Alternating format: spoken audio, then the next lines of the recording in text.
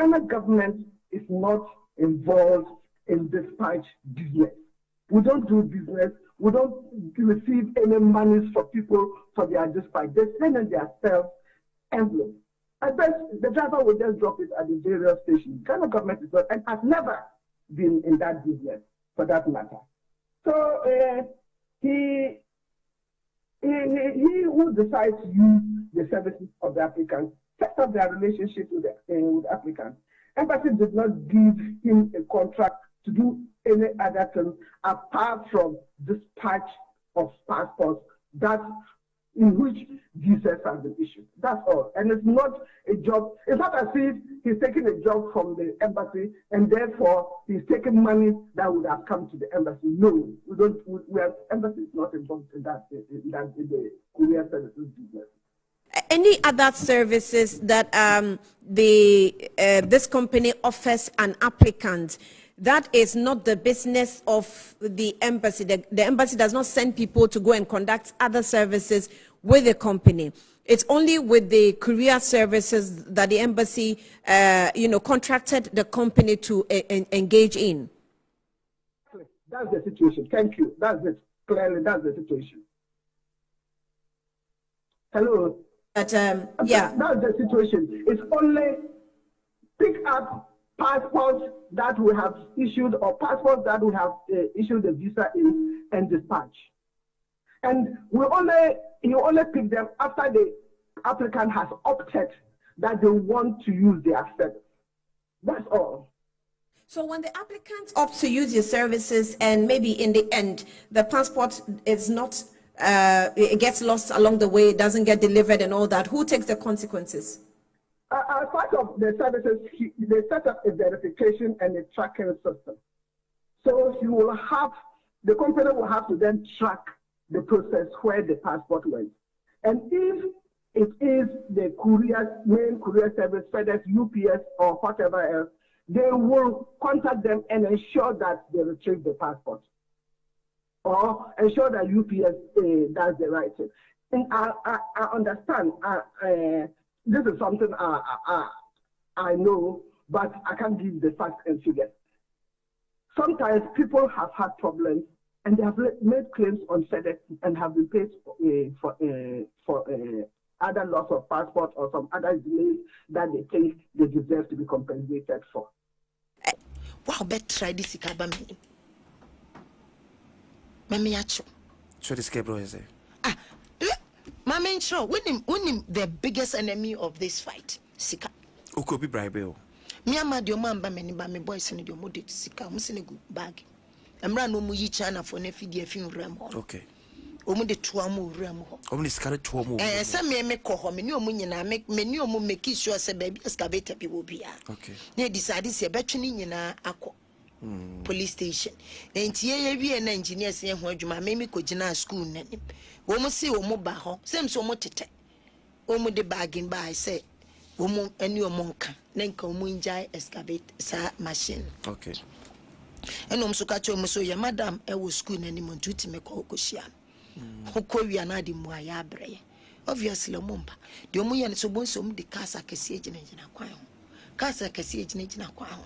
Womo de hwahwan ebetimi ayeden bribe no enti how much they wanted to bribe. No, my guys will not even engage in the how much. Omunye usuru na nkoma no di 2 sentences so hutimi chiro. How will you come and justify to me saying you are only curious? No, you are interested. When you ask for how much? Why will you ask for how much? Let's just say we show interest. Maybe to ascertain some pampa say. Oh, we see can how much need you win here. Tino mo say me gina kwan ho mo famra. Eti Dr. Hannah Louisa bisi kote peso catch the Ghana for say. Sikapudua ye de so ne mrante hwe no. Enti me afom so. Me yan fan so me mrante ne de so ko me untimi fan so me. Once me yi ma hwehwe niwa. Person won hwe ani na nyame de ma me ana glasses nka ho. When baby, it's either we rise above these things, eh? Okay. And also we are doomed as a nation. So, from everything we are seeing here, today we came for 15 excavators. And we carry all these excavators. But from every indication, those who have destroyed this area, just like the other areas, the environmental terrorists, they are terrorizing the environment, they are terrorizing everything that has to do with the ecosystem. And as environmental terrorists, we have to face them as such.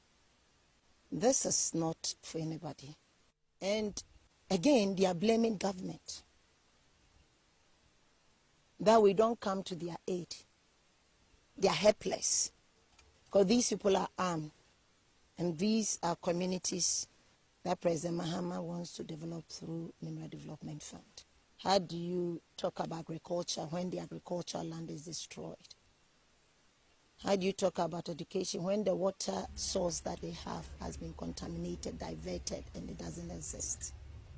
How do you talk about any form of development when the very ground where their houses are situated have been mined and they live in fear? I want all of us to understand that is my duty, is your duty, is our duty to say no to illegal mining and to say no to the environmental terrorists and to say yes to the call to put an end to all these illegalities and to say yes to the polluter pay principle. You pollute, you pay. Thank you.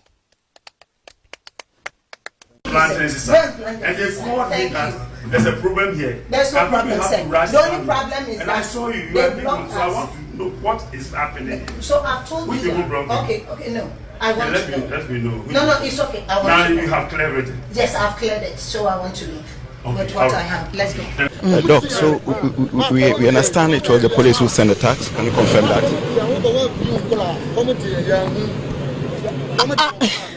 Mombra Mekano. Everything is confusing. And they made them to block us. The police made the tax to block you? That block us so that we release the Chinese here. So I went to tell the commander that the only thing I have to tell him is that I'm carrying those Chinese to the region and we push for them to be moved to national. We found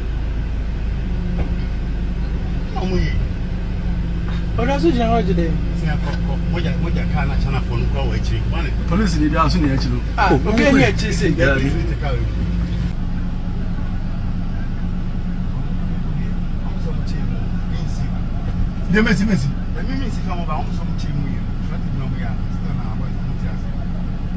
my police can inquire.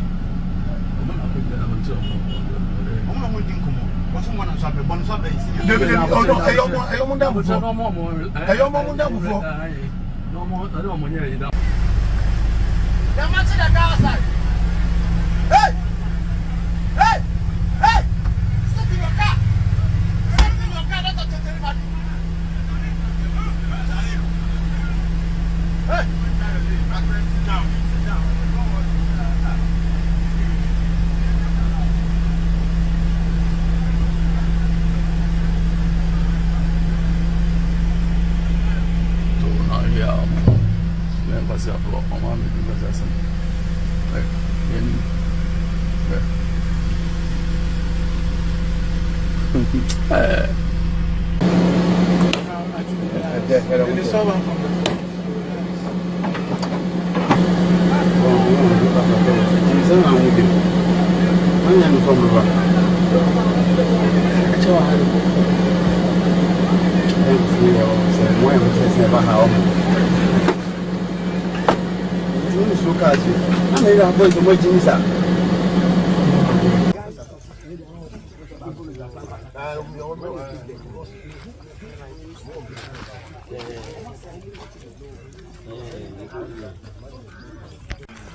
What? Oh.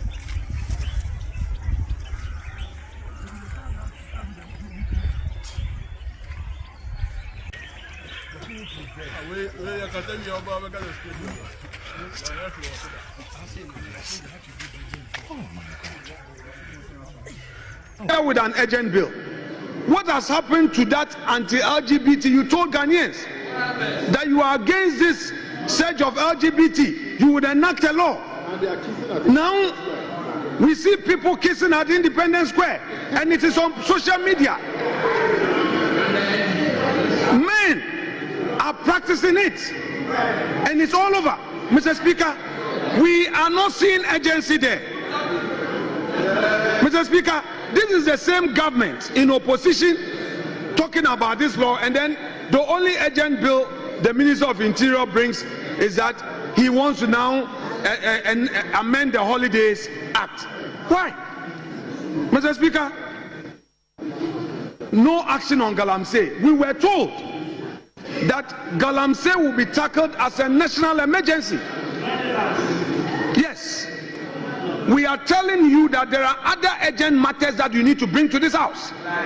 Mr. Speaker, equally disturbing is government's failure to act decisively against illegal mining. The Galamsey menace that is ravaging our beloved country. In opposition, the NDC promised ruthless war against Galamsey. They campaign on protecting the environment, ending illegal mining, and even suggested they will introduce new laws. A possible Galamsey ban bill, they spoke about it, or at least revoke policies that enable mining in protected areas. Ghanaians took them by their word, but in power, these promises are proving to be mere rhetoric. To date, the government has not introduced any comprehensive legislation to outlaw or severely restrict illegal mining. Honorable Afenyo Michael, how could you be opposed to Muslims? One additional holiday to Muslims and you are opposed? With this level of vehemence. And you have Muslims in your constituency who queue to vote for you.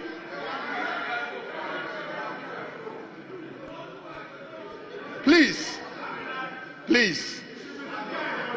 withdraw your opposition to this bill. Please, withdraw your opposition to this bill. Withdraw your opposition to this bill. It's not my first time going to Ghana, but I'll go straight from the U.S. to Ghana, and then from Ghana I'll go back to Mozambique after my visit. Okay. Then you can apply directly from here. You can get online and apply now. Before July 19th, you would receive your visa.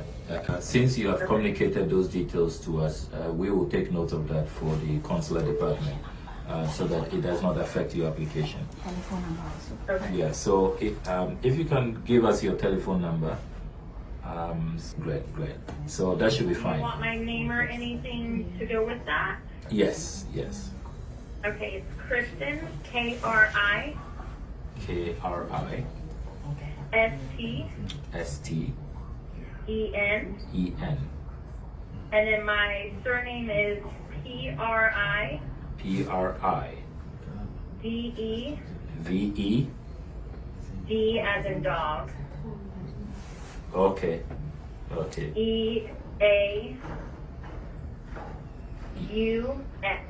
U-X, okay. So it's P-R-I-D-E-A-U-X as an X-ray. Okay, Prido, okay. Prido, yeah. Okay, all right. Okay, we got that. Why have you on the phone? Sorry, I have all these questions. When I'm applying for a multi-entry visa, I know from what I've heard from other people in Ghana, and that it's either 1 year or 2 years, but on the application it didn't specify. So do you know what it will be? In those challenging times, you died in the line of duty. You performed your duty as judges without fear or favor. You stood for the rule of law. Your assassins hated what you stood for and murdered you, but they could not eliminate what you stood for. your monument stand in the forecourt of the Supreme Court building as a constant reminder of the good qualities required of a judge. Permit me at this juncture to highlight a matter mentioned in the decision of Her Ladyship Justice Granting Addo in the case of the Republic versus Director of Prisons and another, ex parte Shackelford, 1981 GLR, page 554. In her judgment, she observed at page 576 that people had used the AFRC error to settle old scores. This was found to be its glaring independent nature, credibility, and transparency, hence the provisions in our 1992 Constitution seeking to guarantee same. The Ghana Bar Association, as well as other legal associations, both local and international, such as the Commonwealth Lawyers Association, Commonwealth Magistrates and Judges Association, and Commonwealth Legal Education Association, as a matter of principle, have made their voices heard on the ongoing process for the removal of the Chief Justice of Ghana, Her Ladyship Justice Gertrude A.S. Tokono.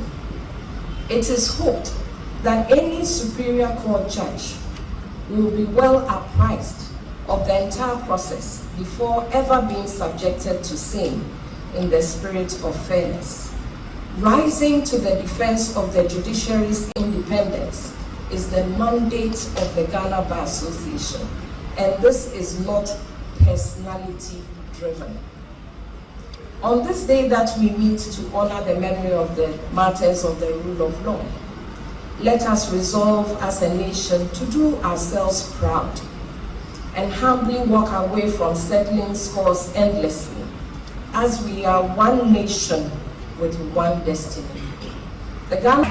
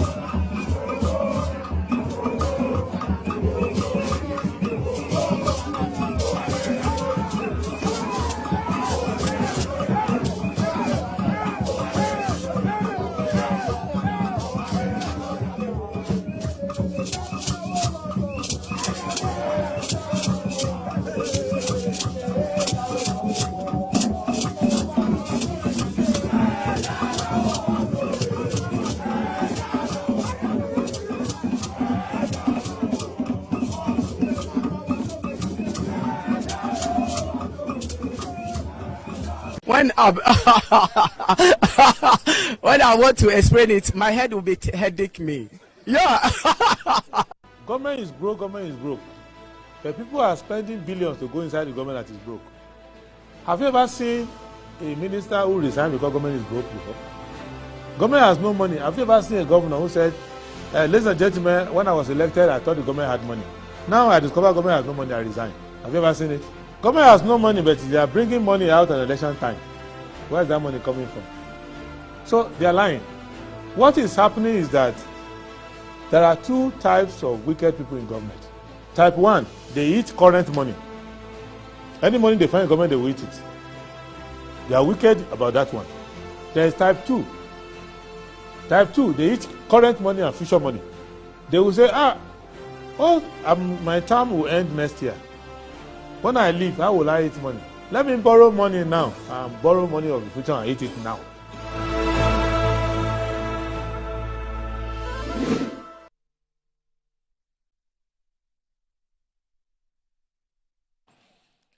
So good morning, and welcome to Good Morning Ghana on Metro Television. Today is the 3rd of July, 2025. Thank God we're still alive and kicking. We're back again to join the nation's conversation, what's happening in our dear country, Ghana. Also, let me remind you that Good Morning Ghana is live on 94.1 FM. So if you want to monitor keenly the conversations that take place here, you can also tune into your radio dial, 94.1 FM. So I'll go straight ahead and look at what the newspapers are reporting this morning. And as always, I'll start with the Daily Graphic. Daily Graphic this morning reports that President welcomes the Indian Prime Minister for a 3-day state visit. President starts 24-hour economy engine, ambitious plan to revamp the industry. EC to rerun 19 Ablekuma North parliamentary polling station elections. The Ghanaian Times. 24-hour economy will stir growth, Mr. Osei Akoto. The India Premier arrives in Ghana for state visit. 24-hour economy takes off. Policy to create 1.7 million jobs. Volta Lake to be major transport corridor. EC conducts elections in selected polling stations in Ablekuma North. 10 arrested for illegal gold trade. The Daily Guide. Indian PM arrives for strategic partnership meetings. 24-hour economy will cost $4 billion. Mahama. Ablekuma North. EC to rerun polls in 19 stations. Gold bought. NS arrest 10 Chinese for illegal gold trading. Dismissed Tokonu's judicial review. AG.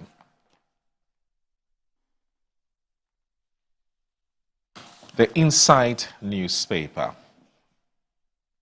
Goldboard cracks whip, nabs 17 foreigners with cash, gold, guns, engaged in illegal gold trading. Togo in turmoil, coalition calls on ECOWAS to assert authority. 24-hour economy, Henry Jose Akoto hails bipartisan launch, calls on Ghanaians to support agenda.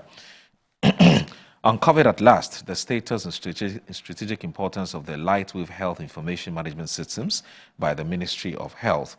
Let's acknowledge Igbo culture in Ghana. Public urged amid calls for ban of Igbo New Yam Festival. Does NATO becoming an even greater threat to humanity and global peace, says China. Daily Post. Gold board arrests 10 Chinese nationals for illegal gold trade.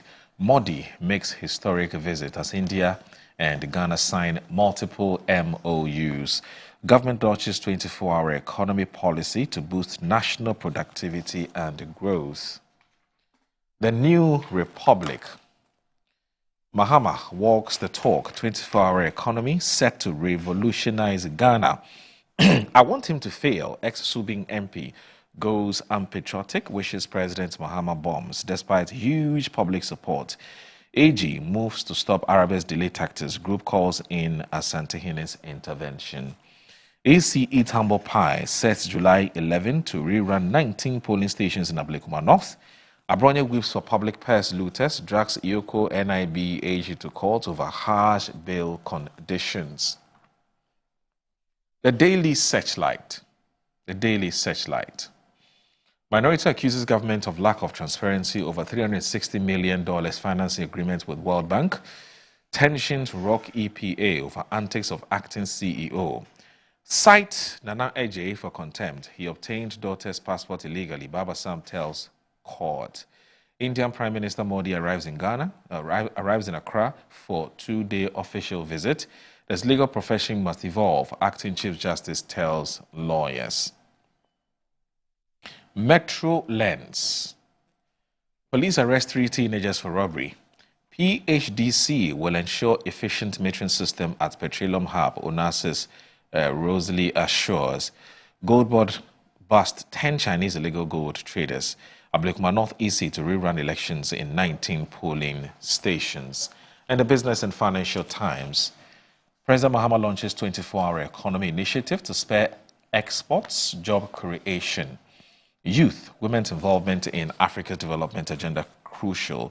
Inflation drops to 13.7% in June, lowest since December 2021.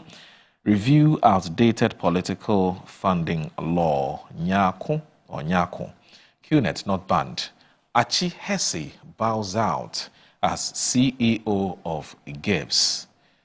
Well, such an illustrious son of this country, isn't he? Snakes ensued, surviving the maze of masks. Anyway, so these are the front page stories of the various newspapers we received this morning. Please stay with us. I'll let you in on my guest shortly.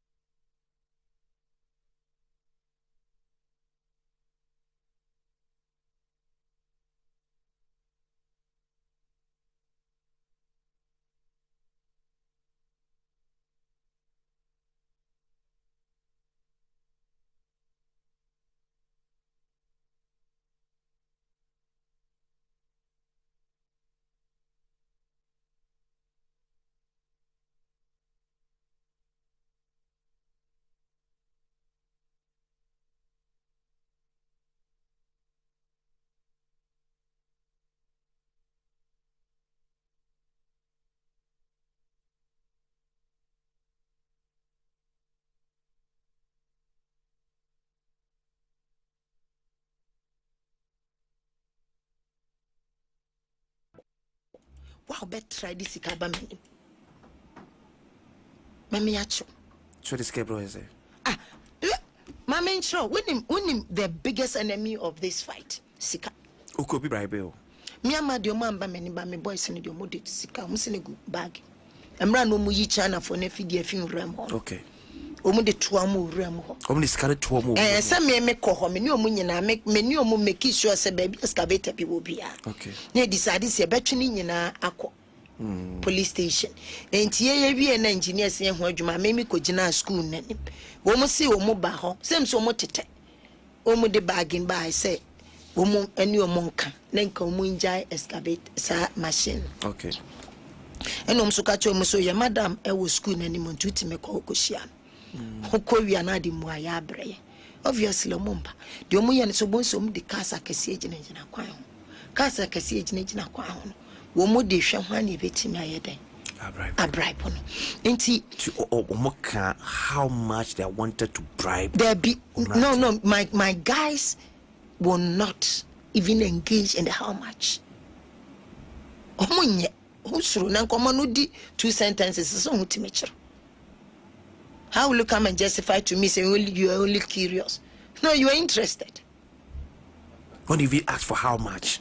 Why will you ask for how much? Let's just say we show interest. Maybe to ascertain some pampas say. Oh, who see can how much need you win here? Tino mo say, me jina kwan ho famra. Eti Dr. Hannah Louisa Bisiu kote peso kachne Ghana for say. Sika pudwa ya de so ne mrante hwe no. Enti me afom so. Me yan fan so me. me mrante ne ndi som kom me untimi fa nso me once me yi ma hwehwe niwa pesa won hwe ani na nya me de ma me ana glasses nka ho wonim baby it's either we rise above these things, okay, and also we are doomed as a nation. So from everything we are seeing here today, we came for 15 excavators and we carry all the excavators, but from every indication, those who have destroyed this area, just like the other areas, the environmental terrorists, they are terrorizing the environment, they are terrorizing everything that has to do with the ecosystem. And as environmental terrorists, we have to face them as such. This is not for anybody. And again, they are blaming government that we don't come to their aid. They are helpless because these people are armed. And these are communities that President Mahama wants to develop through Mineral Development Fund.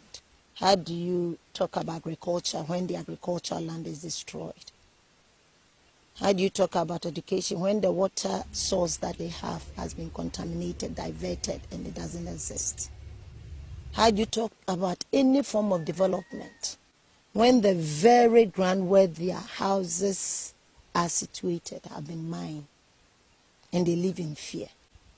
I want all of us to understand that is my duty, is your duty, is our duty to say no to illegal mining and to say no to the environmental terrorists and to say yes to the call to put an end to all these illegalities and to say yes to the polluter pay principle.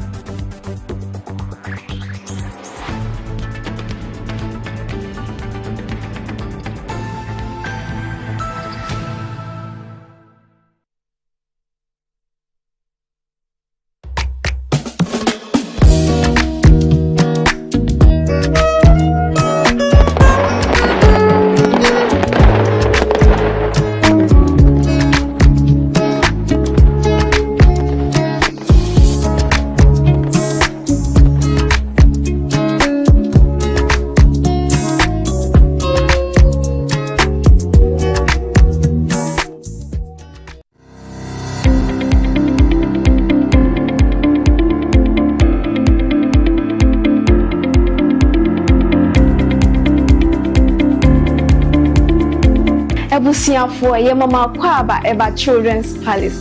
Nkwala nyema nyina fie enyi.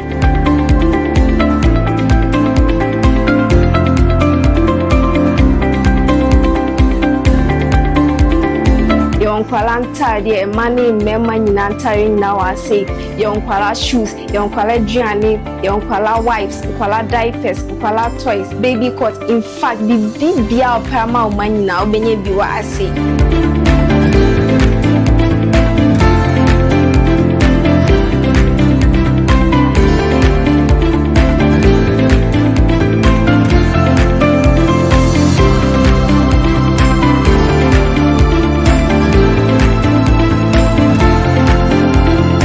Located at East Legon Hills, Nana Chrome KFC.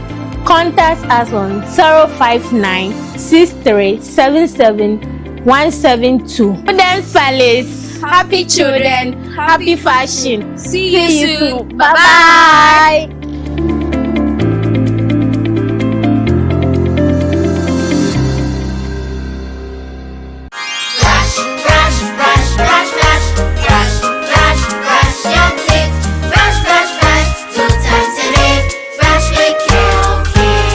Hello, my friends. My name is Calcate Toothpaste. Wow. I was made to be gentle on your gum, but protected. I will protect your teeth from cavity, make your teeth whiter, stronger, keep your mouth fresh all day. And best of all, I'm strawberry flavored. So put on a smile and try me. That's amazing. Just try me. That's my job. If you say so, jump on my brush. Makes your teeth stronger, chicky whiter, chicky stronger. Yay! You did it! I'm glad you like your new toothpaste. Don't forget to brush both day and night. Kel Kids, happy smile.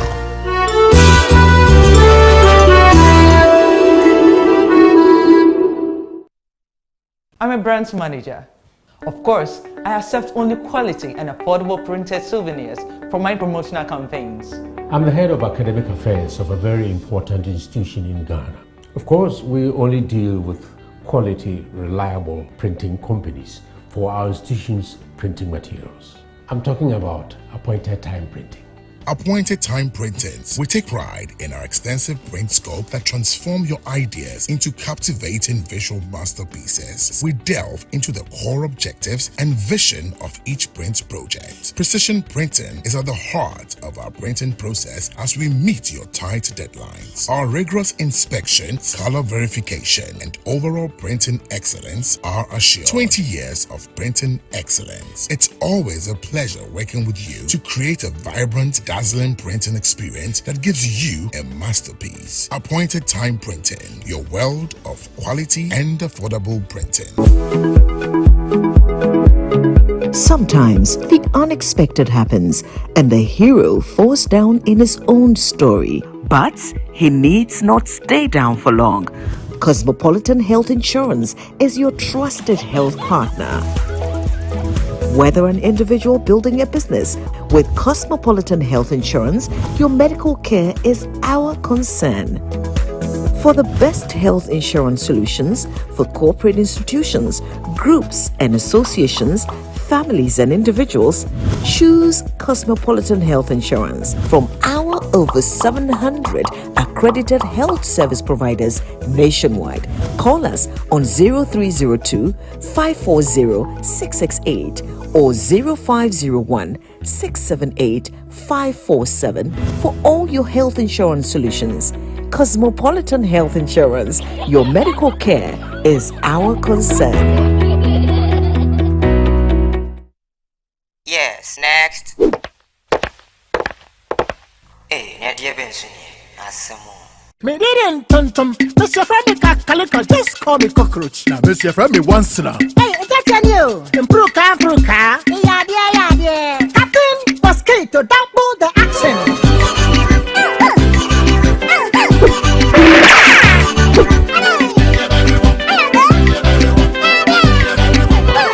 Me did it, Sasso spray. Mr. Freddy Sasso quell. Yeah, go to my Sasso.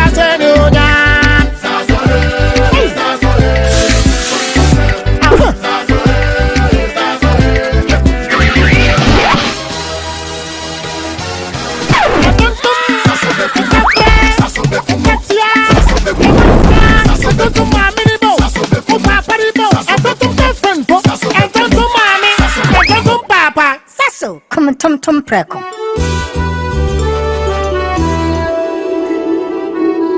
Buy affordable service plots and lands from estate masters. Currently selling our next cottage, located at the newly proposed airport city, with a starting price of 25,000 Ghana cedis.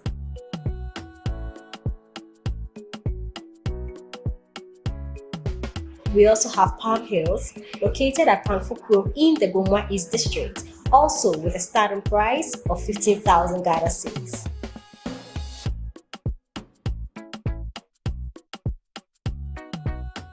Available also is Coastal Park in Lakpleku, which is a 15 minutes drive from the Ningo Senior High School, having a starting price of 55,000 Ghana cedis.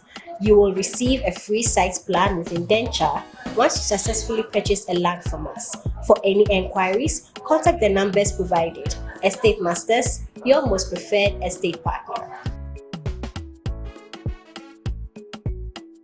I'm here at Mycom JA Limited to show you the Promethean Active Panel, the ultimate tool for corporate institutions, hospitals, schools, and your home. With its crystal clear 4K display and an unbreakable screen with an ultra responsive touch technology. This isn't just a screen, it's a game changer. For corporate institutions and in schools, this active panel can be used for Zoom meetings and PowerPoint presentation. And your homes are not left behind. You can use it to watch all your favorite programs by just connecting to a Fire Stick, and you can get access to channels like Netflix and Amazon, and voila, you are in there. At Mycom Mycom JA Limited, we provide you with the best quality products from the United States of America with 1 year warranty. You can get an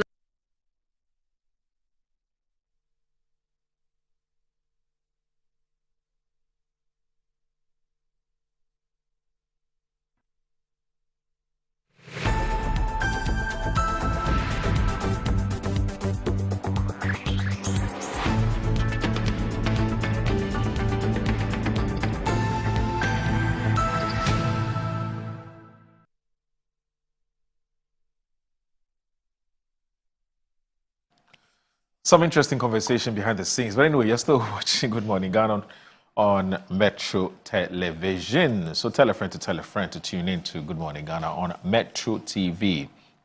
My name is Audumoro. So this morning, I am here with two gentlemen who, of course, are not unfamiliar to the show. They've been here several times. And one is an MP, the other one is a lecturer and a member of the MPP's communications team. So Ishaq Ibrahim is here. He is a lecturer, UPSA. He lectures in law, or he lectures law, and also a private legal practitioner, and also a member of the MPP's communications team. In fact, let me rather say he's a member of the MPP's legal directorate. I think he'll prefer that to just being a communications team member. Good morning, my brother. How are you? Thank you. Good morning to you, and good morning to my very good friend here. Yes. And good morning to our viewers. All right. I'd just like to use this opportunity to make some preliminary comments. Okay. No, before you do that, let me also introduce That's Adam. fine. I know you can't wait. you have a lot to say, you know. Is that Bob Marley's song? On the contrary, I have a lot to say right now. There's a song like that. Okay. I have little to say. I have what? You have little to say. Okay. So that's the one. Edem Agbana. Yeah. Edem Eric Agbana is a member of parliament for Ketu North. In fact, Ketu North is where my mother comes from, and so it's a constituency that is very dear to my heart. Yes. You know, I'm a son of dues. I'm a son of the soil, Juje. Stop paying constituency dues. Why? There's something called constituency dues. Then I'm dead. This is my mouth. This is my mouth. I go carry put me for trouble now. Now I'm going to start paying dues. Hey, I said, well, good to see you. Good to see you. Bro, good to see you. I'm doing great by God's grace. How is back home? Well, how is back home? Back home is fine, and by God's grace, this afternoon, I'll be in the constituency with the Honorable Deputy Minister for Agriculture, Honorable John Dumelo. Yeah. Interacting with some farmers and making some presentations to them. We are never resting. We're working very hard. Okay. And the Ketu North project is on. So let me say good morning to our cherished viewers across the world, and to my brother Ishaq. Always good to be here with him. Yeah. And to your production crew and everyone who is joining us this morning. Ishaq. Yes. How is Wale? Wale is doing fine. I had the opportunity of returning to Wale just over the weekends. Okay. I spent 2 nights over there under the president's unnecessary curfew. So as you remember, I think about 4 or 5 now, the good people of Wale is still under curfew over what we think was unnecessary. Yes, we agreed there were unlawful attacks along the Wale-Bolgatanga highway. Well, let's just say Tamale-Bolgatanga highway. That passes through Wale. And most of those attacks were mostly in the daytime, and yet they imposed a curfew. The curfew, I believe, is so irrational in view of the fact that if events are happening in the day, then you implement a policy that takes effect in the night, which is just unnecessary. But what bothers me now is now the corruption associated with it, because a lot of residents have spoken to me, and they want me to remind the president that the curfew has now become a corrupt-driven practice, because usually people who breach it after 10 o'clock, so I think it's 5 to 10 o'clock, 10 p.m. So if you are caught after 10 p.m., the police have a choice, and that choice, I don't believe the government is aware of it, so they need to take a critical look at it. The people are asked to pay 300 Ghana cedis. That's apparently, I'm not sure, 100% sure, but a lot of people are saying it. that you either pay 300 cedis or they'll present you before a court. Wow. So the intended purposes have been defeated. And if what they are saying is true, then it's a corrupt practice that we clearly need to look at. That's the preliminary comment I wanted to make. And the president ought to be aware, national security ought to be aware of it. Yes. Yeah. Anyway, before we get on with more substantive issue. And I also come with my preliminary comments. Oh, on the same issue? On Yes, on the same issue. Oh. Yeah. So, Moro, I think that I want to commend the security agencies across the country for their sacrifices and their hard work. Very often, we look at the actions of one or two of them and some mistakes, and sometimes we call the entire institution, bastardize them, and criticize them. But I have also seen the many sacrifices that our security agencies make to give us peace and order in this country. On the issue of Wale Wale, the Honorable Member of Parliament for Wale Wale, Dr. Kabiru, who despite being on the other side, I must say I admire his zeal in Parliament, he's my colleague. He's raised this issue on the floor of Parliament on a number of issues. And I know the Minister for Interior and the other ministers that have something to do with security, defense, and what have you, have in the past provided some answers as to why the curfew was necessary and all of that. Sometimes when these things happen, the tendency is that we, the politicians, are quick to criticize and give the curfew terminology such as needless, what have you, like what Ishak is attempting to do this morning. But government has the fundamental responsibility to protect lives and property. So if on the advice of the security, and they have DISEC, they have RECSEC, and all of that's there on their advice, it is important to maintain a curfew. I think that we need to respect that and plead with the residents to comply with whatever directives that the security. But again, if at any point in time you feel or you believe that a security official is trying to exploit you, which is against their code, it is important to make the report to the right place rather than alleging just openly that everybody is receiving same or that is the practice over there. So I think that we should encourage the residents to speak out. There are media houses there.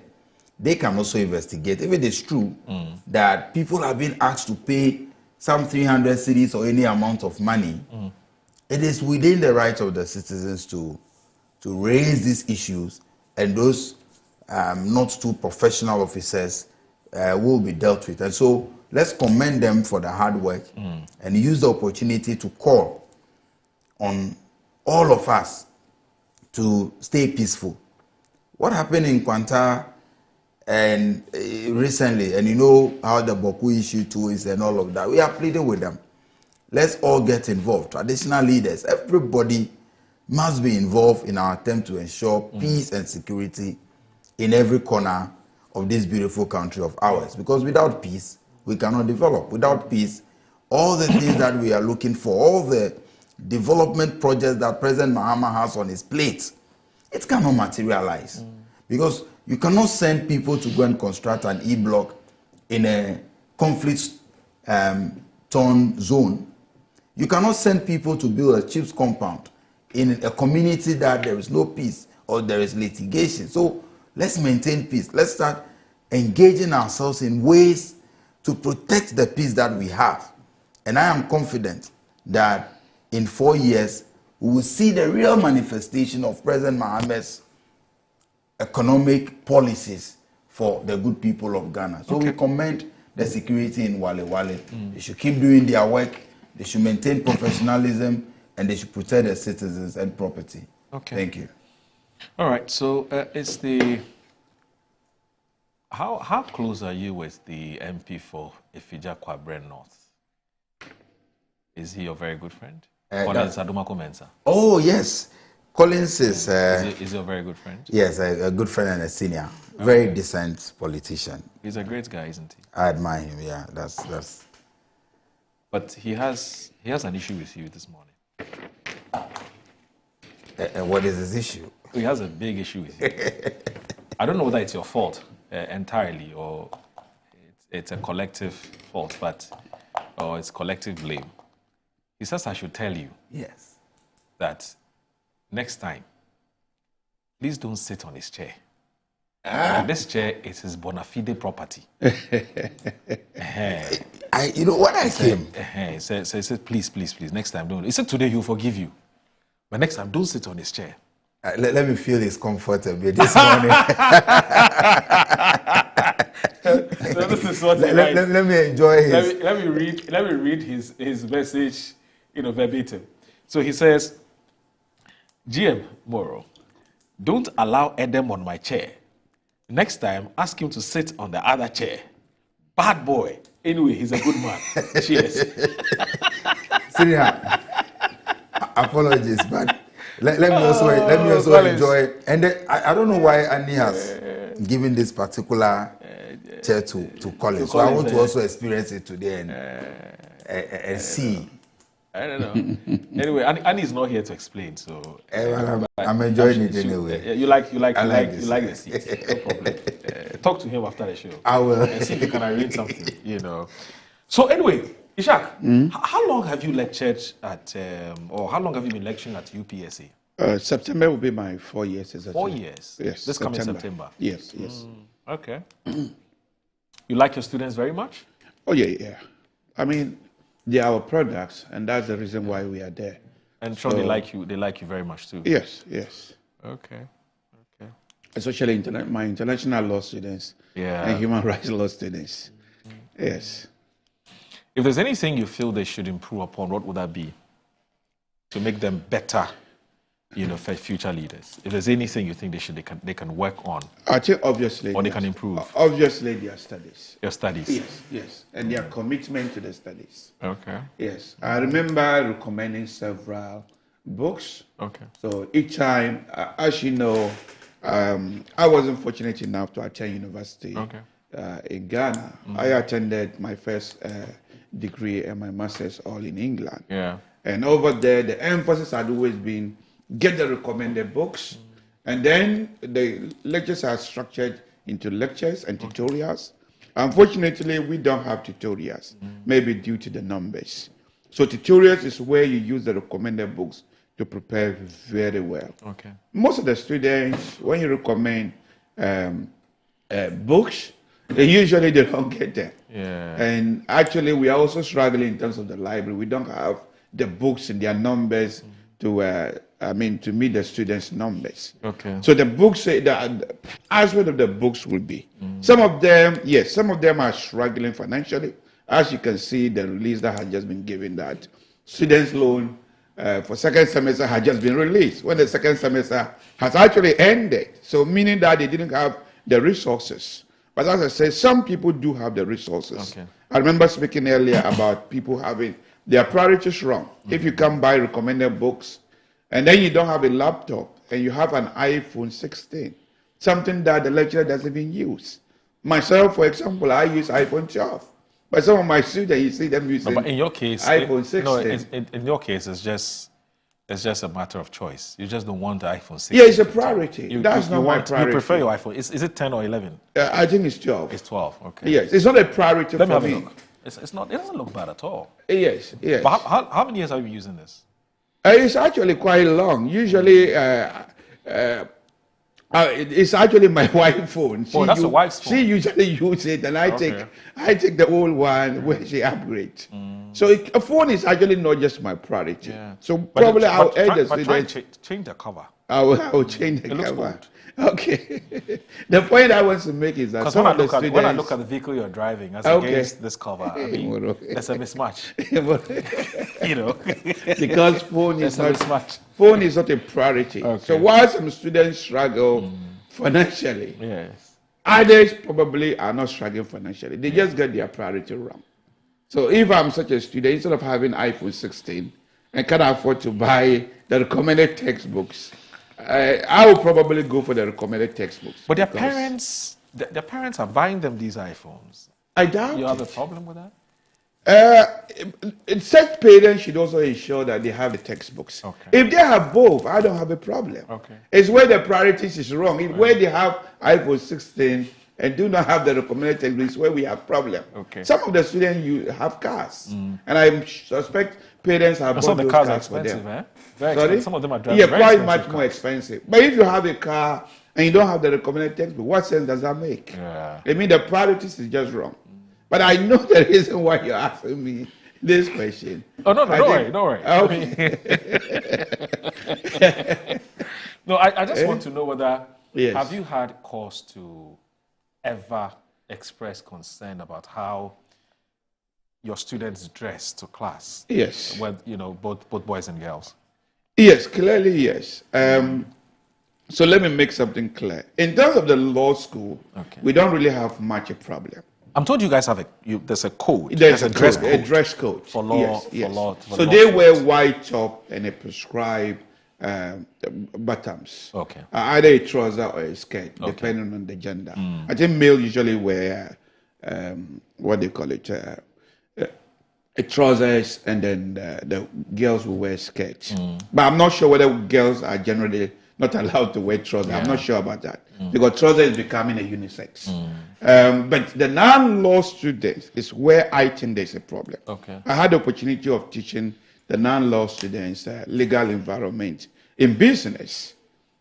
And the way some of them dress is really, really bad. Really? Yes. You just have to teach them. You just have to be there to experience it. I remember my second year in the university, I had to actually ask some students to go to the back because I could see their panties.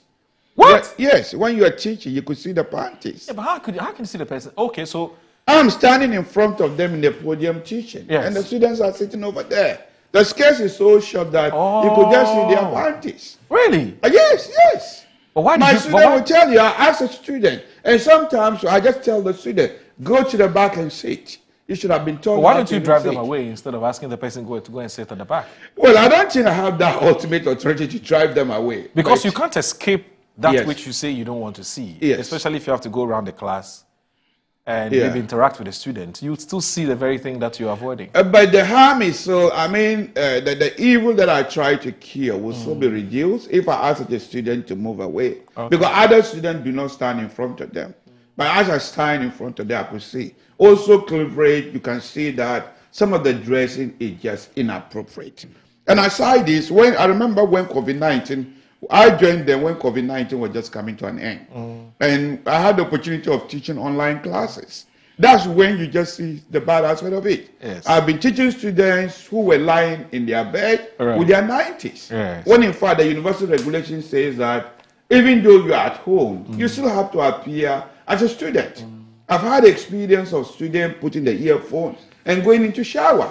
And the shower will just be disturbing the class. Yeah, the online classes. Really? Yes, yes. And This the is very good bad. news about Zoom is that it can tell you the particular student. Yes, Zoom can highlight and tell you the particular student. You see that?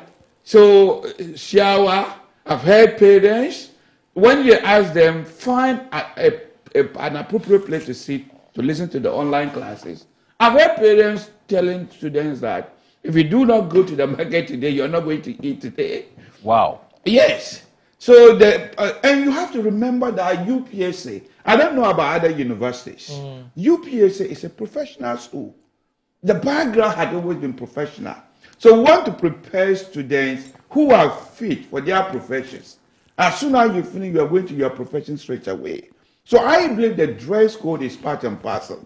I've heard a number of people who have criticized the memo being released by the university. I don't know whether it was meant for public consumption or it was just given to students and lecturers and it leaked into the media. But I don't think... It is the latter. Okay. It wasn't meant for the public. Okay. So I don't think there's nothing inappropriate of the school reminding the students the need to appear professional. And it is not just UPSA that is doing it. Before coming to the UPSA, I used to lecture at SOAS, and I've also lectured at Queen Mary. They have a dress code, not just for students, but lecturers as well. So if lecturers are largely abiding by the dress code, what stops students? We are not asking students, the university authorities are not asking students to wear hijab or to wear burqa or to dress in a particular way. All that they are asking for is to dress modestly. And you have to also remember that, especially our first years, they are just coming from secondary school. Some of them, their mind is not yet mature. They can easily get distracted by the opposite gender. So if they ask you to dress appropriately, I don't think what is wrong with that. So people who have issues about it, some of them have argued that the universities are getting their priorities wrong. And I don't know what are the priorities. I think dress code should be one of the priorities. But look at this. This is a beautiful dress. So that's the law school. Oh, that's the law school. Law students, yes. Oh, okay. So these are not the ones who are giving you the problems. No, you can see it's almost like a uniform. Yeah, so this is the law school. Okay. They say that. So you're fine with this? Yes, there's nothing wrong with this. They dress modestly. You see that? But the one, you see, from your right. So yes. Okay, so her skirt is fine. The that length is fine. of her skirt is fine. So let's get this right. Okay. Largely, majority of the students dress modestly. Okay. Let's get that right. Okay. The few bad nut one is the one we are talking about. Coming to class and showing off your cleavage or breast everywhere among your fellow students. I mean, it's just inappropriate. Oh, I just thought it was just panties. Now you're saying breast too? No, I said I was telling you my personal experience. They come to your class, yes, and as show, well as show people showing off their breasts as well. Yes, yeah, but you haven't encountered that yet. No, yes. Where your student is showing her cleavage? Yes, it's very clear. Yes. Really? I mean, if you see the need for... Yeah, but you shouldn't care about that. I know how spiritually strong you are. You shouldn't be bothered with those things. If you are spiritually strong, you don't bother people dressing indecently? Well, that's not really a problem. You can talk I thought people who are really conservative. I would probably call myself a liberal. Okay. Yes, if you are doing that outside, it's not a problem. But Ghana is still a conservative No, I'm saying that you can talk to the students after class, or you would rather want to let the students know it's not my job. My primary job is to lecture. The university have every responsibility to remind students about the dress code. You sign and accept the dress code before you join the university. Okay, yeah, that's true. But is it? So I want to understand something. Yeah. Are you asking the student to dress properly because you have a difficulty with what the person is wearing? As in, you're struggling to concentrate and focus on what you're doing, or it is for the sake and the good of that same person? So let me make this clear. Your question tried to. I'm not sure whether I fully appreciate your question. No, I am not the one asking them to dress whichever way. No, I'm saying that as a lecturer. I'm not here on behalf of the university. No, I get that. But I'm saying that, so I'm talking to you as a lecturer. As a lecturer, yes. If a student comes to your class, okay, and she's wearing a short skirt, okay, her panties are showing. Yes. I don't know what type of panties you see, yes, but her panties are showing. Yes. I'm saying that, is it that you have a difficulty concentrating on lecturing, okay, and that's why you would say, please go to the back, or, and go sit at the back. Okay. Or you would ask her to leave there and go and sit somewhere because you want her to change from. You want her to reform. Yes. Basically, that's the question. So if you look at our laws, okay, we've got something we call obscenity, okay, which is still form part of our law, right, or indecent exposures. It's still part of our law. Okay. And as I said, we are a conservative society. Right. We have certain values we want people to project. Right. It's part of the Ghanaian values that you need to project yourself in this particular image. Okay. And sometimes the way you even present yourself for an interview can determine whether somebody should give you the job or not. Look at the private sector. Are you telling me that if you were to go to a private person to be interviewed for a job, let's assume it's a family business, and the wife is sitting down there and his spouse is sitting down over there, and you can't dress indecently with your breasts exposed, are you likely to get that job offer? Oh, some of them get the job through that. No. My experience with watching Ghanaian and Nigerian movies will tell me that the other spouse will disagree, that your mission is not here to contribute toward the productivity of the company. Your mission is to come and take over their husband. Because we have certain values we need to project. Yeah, but tell me, these are Ghanaian values. What's the nexus between a dress code and a person's academic, how do you call it, performance, or the person's ability to be competent at what they do, if they end up whatever they intend to go? What's the nexus? You have to remember that there might not be a relationship to it. Yes, we want people to perform well academically. But we also want people to project certain professional image. Academic performance alone is not enough to get you a job. You need to project a particular image. And the image you project over there, I mean, it even tells you the kind of family you come from. As well as the university will also want such products who can present themselves professionally to be associated with the university. So if I am an MD and I say that, well, this person who has applied for a job. It's not somebody who's dressing I'm particularly excited about. But the person is. I look at the person's CV. And after interviewing the person, I can tell that this person is fit for the job. And I allow the person to work with that kind of dress code. And the person turns out to be my best employee. What do I do to that employee? Do I sack the employee or ask them to dress properly? What? I mean, if the person tells me, no, this is what makes me feel comfortable. And the person is your best employee. I mean, your best performing employee. What do you do? I think tomorrow, every company in Ghana will need to project certain image. Goodwill is also good business. If you look at when you are selling a company, usually goodwill take a chunk of it.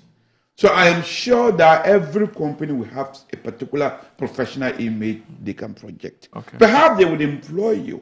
But they will tell you this is our dress code. Maybe the way you are dressed may not be acceptable. And if you want the job, you will adjust to meet the job requirement. And as you said, the university has I can see in the memo, the reminder student of 2018 policy. And before you join, you are asked to sign that you will largely abide by it. So what they are saying is that you shouldn't dress that way on campus. But if you leave campus, you dress that way, that is left to you for you and your family. But what I'm saying is that what the university is asking people to do is within the Ghanaian culture. Ghanaian culture requires that we dress modestly. No, I get it. Don't look, and viewers, don't. I hope you don't misunderstand me. I'm just playing the devil's advocate. I'm not taking any stance on this. And I think that people should dress properly. Because whether you like it or not, even in our workplaces. There are some people whose dressing, for me, is that bad. And I feel it's because for a very long time, nobody's actually called them to order. And so they take that same attitude which they have exhibited since childhood. They take that to their corporate environment. And so, yes, I get where you're coming from. And it is not everybody who is that disciplined. You know, I mean, I know it doesn't matter, even if a woman stands naked in front of you and the person is a student, you will survive it. But some people will not be able to survive it. Because I know you're a sheikh. The last time I checked, you're a sheikh. And so you are that morally and spiritually strong.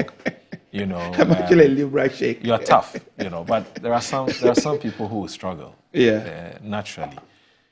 But let me just read this before I tap Eric Agbane's view on this. I know where he stands. You know, he's always been a youth advocate, so I'll be surprised if he comes from a certain angle or perspective. But this is the memo we're talking about. For which reason I've been having this conversation with lawyer Ishak. So please, Annie, if you can put the memo on. So this is what the UPSA memo. It says memorandum, Office of Dean of Students to UPSA students. Date 30th June 2025, dress code of students for lectures.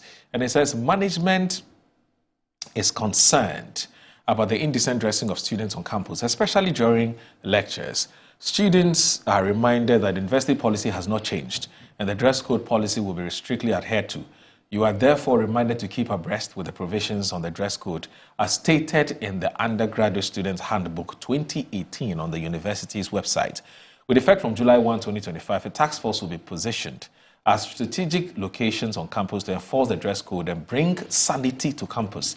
Note, you will not be allowed into lecture halls with unkempt hair, shorts, bathroom slippers, tracksuit, anklets, nose rings, etc., to mention a few. We uphold our mantra, scholarship with professionalism signed, Office of the Dean of Students. Now, well, they didn't mention any of the things that you mentioned, but I guess that is implied, isn't it? Yeah. Anyway, so Eric, you have been at the forefront of championing the rights and the interest of young people and students, for instance, because he's a former NUCS president. Okay. Yes. Former SRC president. Yes. And also former SRC president. University of Ghana. Yes, he's a big man. SRC, University of Ghana, Lagos. Yeah. Moro, my view on this issue, I expressed it on Facebook yesterday. Okay. And I got a number of reactions. And I must say that I love the arguments or the angles and the guidance that came with my position. I even went to the extent of having a privileged conversation with the Vice Chancellor of the University of Professional Studies. Okay. The Professor Kofi Maoto. Okay. I equally had conversations with my former lecturer, or my lecturer, General Kotia, and my mother, the MP for Ketu South, the Honorable Ablaji Fagomashi. And all these people disagreed with my position. But that is the beauty of democracy. We cannot always agree, and we can always have points of departure. Sure. I mean, they have not convinced you to depart from your position. I am convinced to believe that the intention of the university is to protect the image, the professional image of UPSA, a school that I belong to as well, or an institution that I recently earned a master's degree from. And so I find myself as a member of the UPSA community as well. Okay. Or family. My point and my worry is that if you read my post carefully, right, I am not against any institution attempting to instill or putting mechanisms in place to ensure discipline. I am not against that. I am not against UPSA attempting to introduce a dress code to regulate how students dress. In fact, when you go to the law faculty of any university in this country, not just UPSA, right from the beginning when you are admitted, you are told this is how you are expected to dress to class. In some business schools, how to dress to class is well defined. Right. My challenge or my issues are two. The first one is the fact that the scope, who defines the scope? For example, you include in the directive that nose ring, anklet, all constitute what you call indecent dressing. And my fear with this kind of directive is that if today we cannot pretend and make the comments that, well, we need to ensure discipline, so it's allowed. If today that is allowed to stand, and I told Prof yesterday, tomorrow, many years after he is gone as the Vice Chancellor, or after the current Dean of Students is gone, somebody comes and thinks that a student with tattoo cannot be admitted or cannot be allowed in an institution because what constitutes discipline is now a matter of somebody's discretion. I don't know if you are getting my point. What constitutes decency and indecency? Decency and indecency is a matter of discretion. Right. No, it's not a discretion. And no, well, what is the standard? It's That's why I said that listed in the handbook. we must have. No, you see that we'll get into the handbook. Yeah. We'll get into the handbook, but it has always been in that same handbook. But why do you now find reason to apply it? It's because some considerations. No, we are reminding them to have do been made. it. You see, my point is that the scope should be well defined, so that we don't necessarily hand over the power of lawmaking to or the provision of these guidelines to people who may abuse it in the future. Sometimes it could even be based on their religious views. Okay. Number two is that increasingly, and when I was a member of University of Ghana Council, my problem with some members of council was the fact that when they come for meeting, it is as though the universities are not doing well to understand really the challenges that they are confronted with. Moro, look at the recent rankings of universities. How many universities in Ghana do you find in the top league of schools? And I'm not sure that the challenge or the reason why we are not doing well globally with our university education is because of how students dress. I'm not, you see, people need to understand that I'm not saying that there must not be laws of engagement or rules of engagement. There must not be codes of conduct or dressing code. That's not what I'm saying. But I'm saying that on issue of relevance and priority, consistently, almost all our university authorities, they have been engaged in this practice of always trying to find out or trying to regulate student behavior. And they are not doing anything about the other aspects that makes the universities a world-class university. Moro, how many of our lecturers are publishing? Moro, how many of our universities are taking steps to ensure that we are adhering strictly to the protocols on lecturer to student ratio?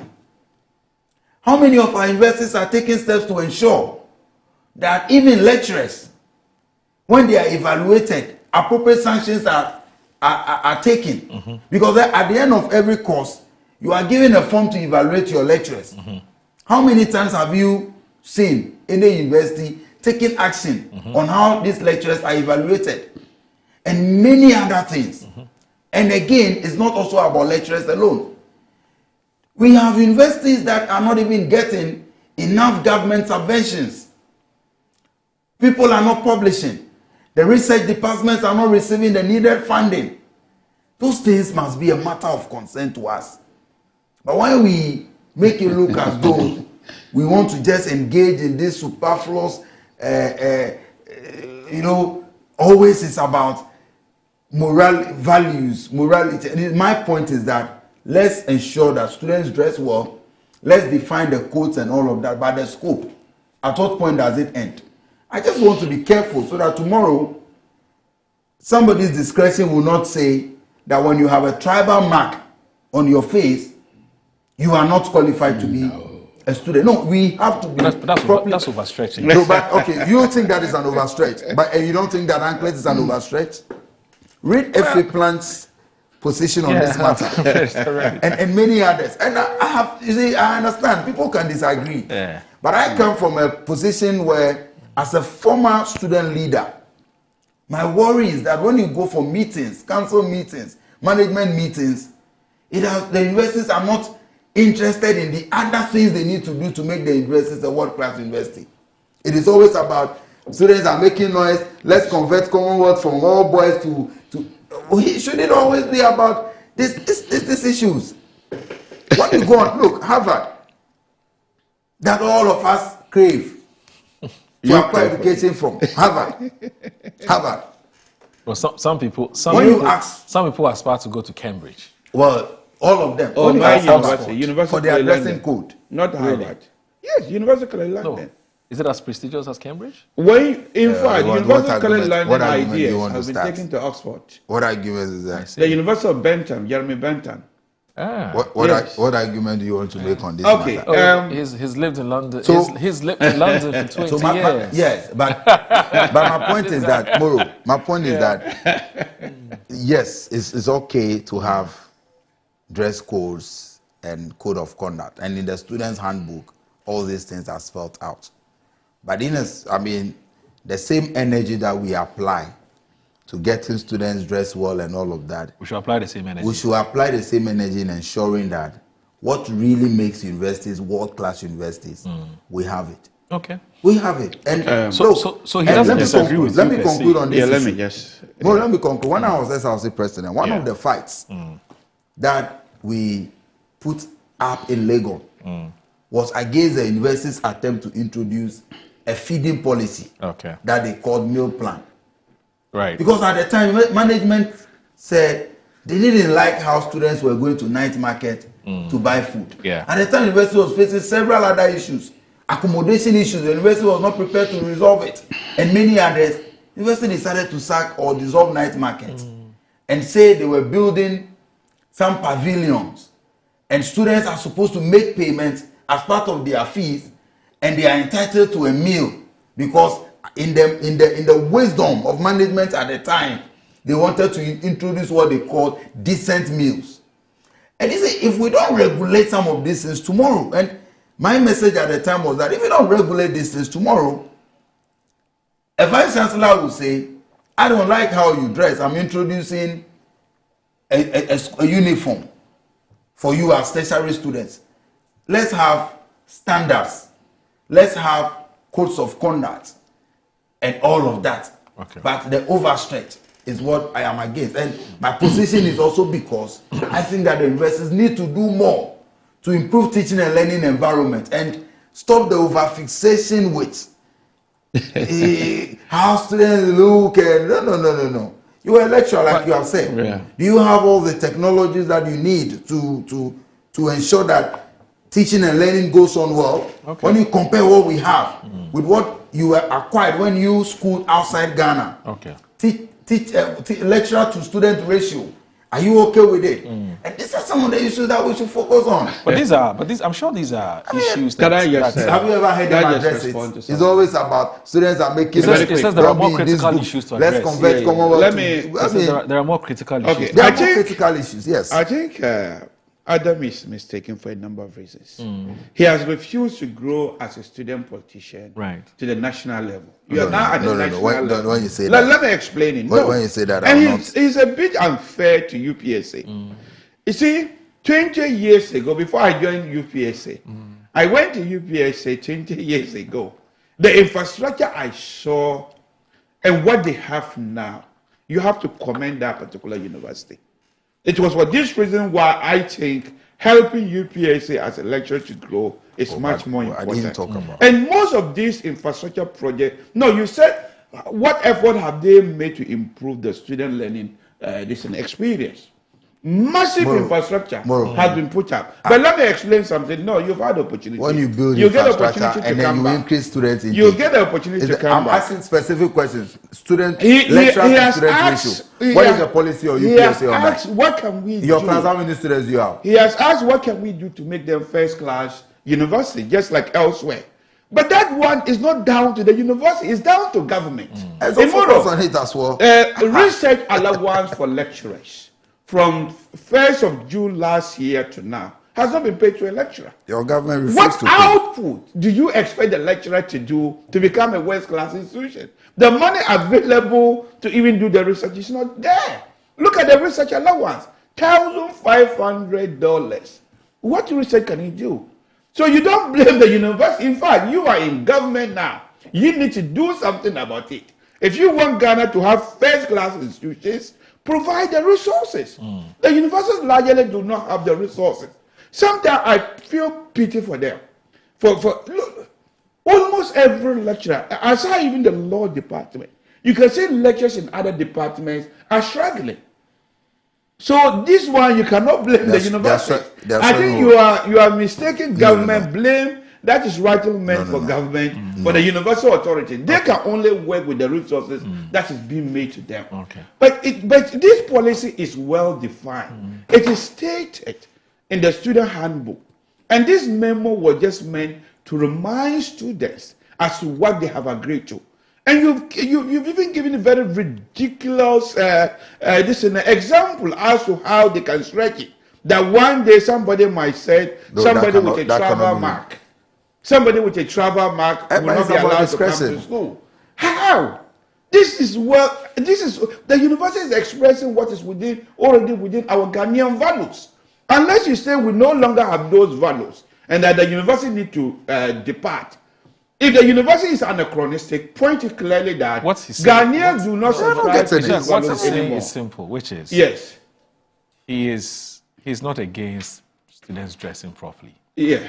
But his difficulty is the passion and the zeal What passion? A simple memo to remind students. No, hold on. He's just saying that from where he sits. Yes. From where he sits and what he has observed. Yes. The zeal and the passion and the energy with which you have applied in dealing with this matter. Yes. He wants to see the same kind of attitude and posture. Yes. When you're dealing with all the other issues that he's talked about. Yeah, book and research allowance. Tell his government to pay.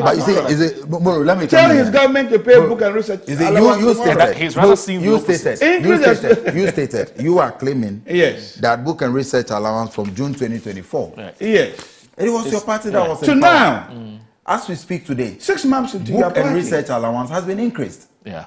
By this government. Who increased it? It's been increased. My friend, stop it. It's been increased. It's a lie. It has always been $1,500. I've seen communication with it. It's remained $1,500. I've done lie here. But you said it has not been increased. My fact is that it has not been paid. Tell me the increment. Tell me. Oh, let me announce it to the lecturer. They want to hear. So you see, what has it increased to? Moro, the critical issues. They've increased it from what to what? Conveniently. Announce to the lecturers. I listened to you. Okay. You conveniently. Yes. Putting all the blame. Yeah. You are conveniently putting all the blame on government. That the issues that makes the university a world-class university. It's not just your government. Any other government. Money is a matter of government. Yes. And I'm happy you are admitting now. Yes. That your government was far because we just came into power. Virtually 6 months ago. But Moro, I raised critical issues. Why is he not able to tell the viewer? I asked you a question. Where you schooled, where you had your first degree, what was the lecturer to student ratio? What is it now? Who determined that? Government, not the university. The government determined that. Oh, it is not government that determines. You mean there is increased number? It is universities. Let me tell you, it is the universities that determine. Why? Is it government that determines the number of students? Postgraduate level. Please, governments don't determine. Let it be. You just lied. That is a blatant lie.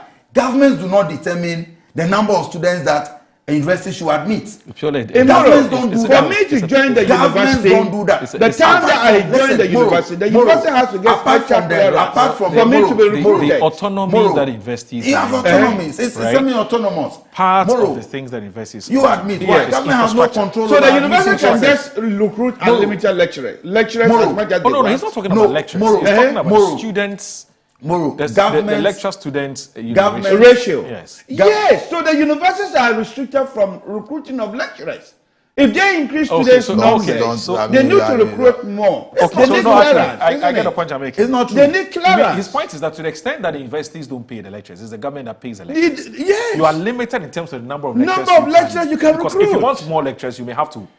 Yes. You have to go back to the education. Moro. So that's yes. Ghana Education Service. As I said, I had to get a special clearance to recruit me from the government. Yes. Okay, then please go ahead. But you get the point he's making. No. His point. There are some things that are out of the hands of No. Yes. His point is flawed. Okay. It's flawed because if you are making the argument that it is because government must give clearance for the universities to employ lecturers or recruit lecturers. That is a factor. Yes. Yeah. We are talking about lecturer to student ratio. Size of class. But there's a relationship between Let me tell you. At the University of Ghana, when I did my political science for my first degree, the number of students in political science class at the time we were in excess of 1,005. Okay.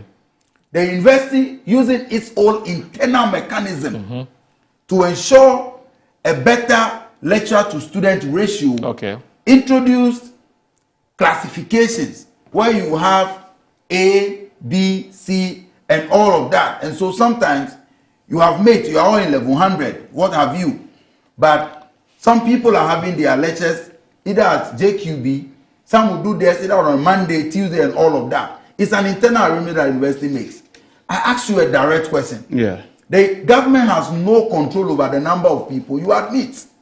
The number of students you admit. No, that's not his point. His point is about lecture. And I'm saying that you made the point earlier. That you work with the resources that are available to you. Exactly. So if indeed you are working with the resources that are available to you, don't you know the number of lecturers you have before you admit? So you are in government, you can enforce the number. In fact, that will help. Make it look like. As I said, Please, I am not all here the blame. I'm not here to represent the university. So the thing is, it's nobody saying that. Nobody saying that. He will help me if he can reduce the number. Ishak. Yes. I think it's simple. It's simple. It is either you are able to recruit more lecturers. Okay. Right? Yes. So that you can deal with the class sizes. Okay. Right? So that he talked about political science lecture. If you have 1,000 students. Yes. And you have, say, 5 or 6 or 10 lecturers who can teach political science. Okay. Then you can divide a class into different classes so that the lecturers can take care of them. Very true. So that reduces it. So that's if you have enough lecturers. Yes. If you don't have enough lecturers, then you may have to look at the entrance. Okay. I'm talking about the grade. The grade, right? Yeah. The number of students you have. So that would inform the number of students that will come you in. have. Because the good news is that because you say in government, if that is affecting education, then you could he can enforce it because that will help me as a lecturer. I don't want to deal with numbers. No, let me just quickly. But the most important thing I'm moving away from the conversation. The most important thing I want them to deal with is the book and research allowance increment. You can always. We want to know what it has increased from to.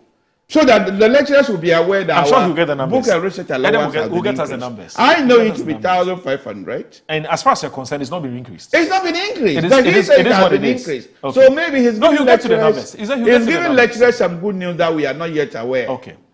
All right. So he'll bring you further better particulars about this. Anyway, so okay. So it's because the average Ghanaian lecturer is poorly paid. So if the book and research allowance is increased, that would be good. Okay. Perhaps if you could move it to 3,000. Okay. So Adam is getting us on further better particulars. Better particulars of the increment.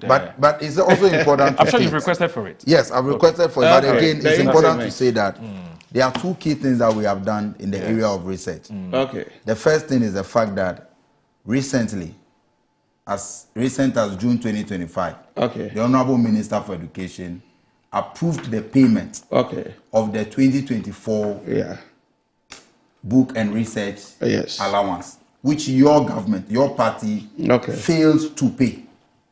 You failed to pay it, and that you must admit. The second thing is that we are setting up what we call the research fund, where even Get Fund is making some allocation so that beyond what you are able to acquire, or what comes to all lecturers generally, if you have a special research interest, you write a proposal and government is able to provide funding for you to embark on that research based on the proposal. And so those things are new and these things must be commended. If you want us to talk about how your government bastardized tertiary education in this country, we can go into that conversation. Remember, it came to a point, you even decided as a government to introduce a new Universities Act, which sought to even centralize admission processes, which sought to centralize control of the universities. And you remember how every discerning Ghanaian and educationalist in this country came out to criticize. You had to abandon it. And so when we talk about a government or a party that has done a lot for tertiary students, the NDC government will take pride. More as we speak today, government has paid SLTF, student loan, to students who apply for the second semester. Under your government, students applied for loans, sometimes for as long as 2 good years, the loans were not paid. More as we speak, today, Thursday, today, at 2 p.m. in Koforidua, the Honorable Minister for Education will launch the no-fee stress policy, which seeks to give relief to tertiary students. And so, investment in tertiary education, our government is unmatched, and you have a terrible record. You left a tertiary sector where, go to University of Ghana, more than 9,000 students could not even find accommodation. And these are issues that this government is working currently to address. And so, when we are trying to have a discussion, a very liberal discussion on dress codes and all that, and then you think that conveniently you want to play politics, we can interrogate the records of the two parties when it comes to tertiary education. You have not even built a single university. Your party is the only party since 1992. Which tertiary institution have you ever built? We built every single university that have been built in this country after 1992. And so the NDC, when it comes to tertiary education, we have records that are unmatched. Your government failed. You failed to pay lecturers, book and research allowance. You yourself, you are a victim. You were crying for it. It is the NDC that has approved for it to be paid now. And many others. And so when we are having a discussion on dress code and you conveniently want to make it partisan and we go into that arena, I tell you, it is not an arena that you will survive because your government has a terrible record when it comes to tertiary education and funding tertiary education. Just a quick one. Okay, so let me just do this. Just a quick one. It is unfair Adam is really making these allegations. You see, my which point, one is an allegation? Let me explain this quickly. You see, the point I was making was not actually apportioning blame to the NDC government. I was saying that government responsibility is now what you are imposing on universities. You are backtracking. That the university cannot become first-class universities. It's not a fault of their own because they haven't got the needed funding from government. I didn't mention any NDC government. Okay. But now that you are trying to showcase how your policies is better, I'm not sure how old Adam is. Maybe he's too young. Please. But 2000, it was your government that introduced what we call cost sharing for the first time in Ghanaian universities. It was your government. I'm not sure where you were in 2000. Ghanaian students had what we call mob hour struggle to fight of government.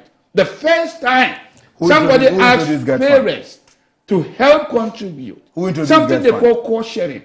So the evil of what tertiary students is going today was introduced by the NDC government. So I wasn't talking about government, but now that you try to showcase your credentials. Moro, we can go into it. So cost sharing. Spend 2 hours. No, but it is a fact that it's important to state this. It is a fact that you introduced cost sharing. But I wasn't talking about a specific government. I wasn't talking about government. In the year 2000, yes, whatever he's talking about, that we introduced cost sharing. 98 to 2000, yes, cost sharing. When you were campaigning into, because post 1992, you have not come into power then.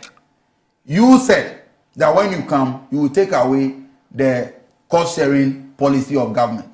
Now, government under the NDC introduced Get Fund. Today, Get Fund remains the most important special purpose vehicle in funding tertiary education across. As we speak today, when you came into office under President Kufuor for the 8 years, 2001 to President Kufuor from 2001 to 2009, what did you do about cost sharing? Nothing. You rather increased cost of tertiary education in this country. Between Akufo-Addo's 2017 to 2024 or 25, that President Akufo-Addo left office. Okay. Students could not even afford hostel fees. Students could not even afford university education. And that is why President Mahama introduced the no-fee stress. And so when it comes to funding tertiary education, we have a record. And our record is clear. Okay. Your government failed in tertiary education. Which project can you boast of ever completing? Which university? In the expansion of universities and tertiary education across this country, your government failed terribly. You have zero record. And so when it comes to tertiary education, you should be ashamed to even want to raise that topic on a platform like this because we have record. Point to us. Which key investment that you have made? What you have done to solve to reduce the cost of tertiary education? We introduced Get Fund. Okay. What is your record? Zero. And when it comes to tertiary education, you want to talk? Okay. Please spare us because some of us have been in student activism. We know the struggles that we have had when President Kufuor was in power. We know the struggles when President Mahama was in power. We know the struggles when Akufo-Addo came to power, and we know the struggles now. Okay. The only government that has shown sensitivity towards students, towards improving tertiary education, is the NDC government. All right, so let me read this. Our viewers have some thoughts they want to share on this matter. Okay. And very interesting views, to be honest with you. This one here from one Dr. Abdul Tahiru. He says he's a lecturer, but he doesn't want to mention where exactly he's lecturing. So he says that, Salamu alaikum, my brethren. I have sent this. So I have expressed this thought before, and I repeat it. I am one of those who's noticed with great concern the various styles of dressing. Otofesta, show your stomach, apuskeleke, bareback, hold my ties, skinny, show your beats, etc. Which of them do you know? All of them. Your family or all of them? We have seen all of them. Okay. You still see them? Yeah, on the campus, yes. Hey, you're suffering, no? And it says, among many young men and women, and are causing a lot of devastating effects on the moral upbringing of children and youth in Ghana. The problem is so serious that even children at the preschools and lower primary schools are taking to same styles of dressing. Yep. What is even more worrying is that our brothers and sisters at universities and polytechnics who in the not too distant future will be writing applications to fill very responsible positions in the running of national affairs, who therefore must parade themselves as role models, are themselves deeply indulged in this dehumanizing, downgrading, disgraceful, reprehensible, blameworthy act of indecent dressing.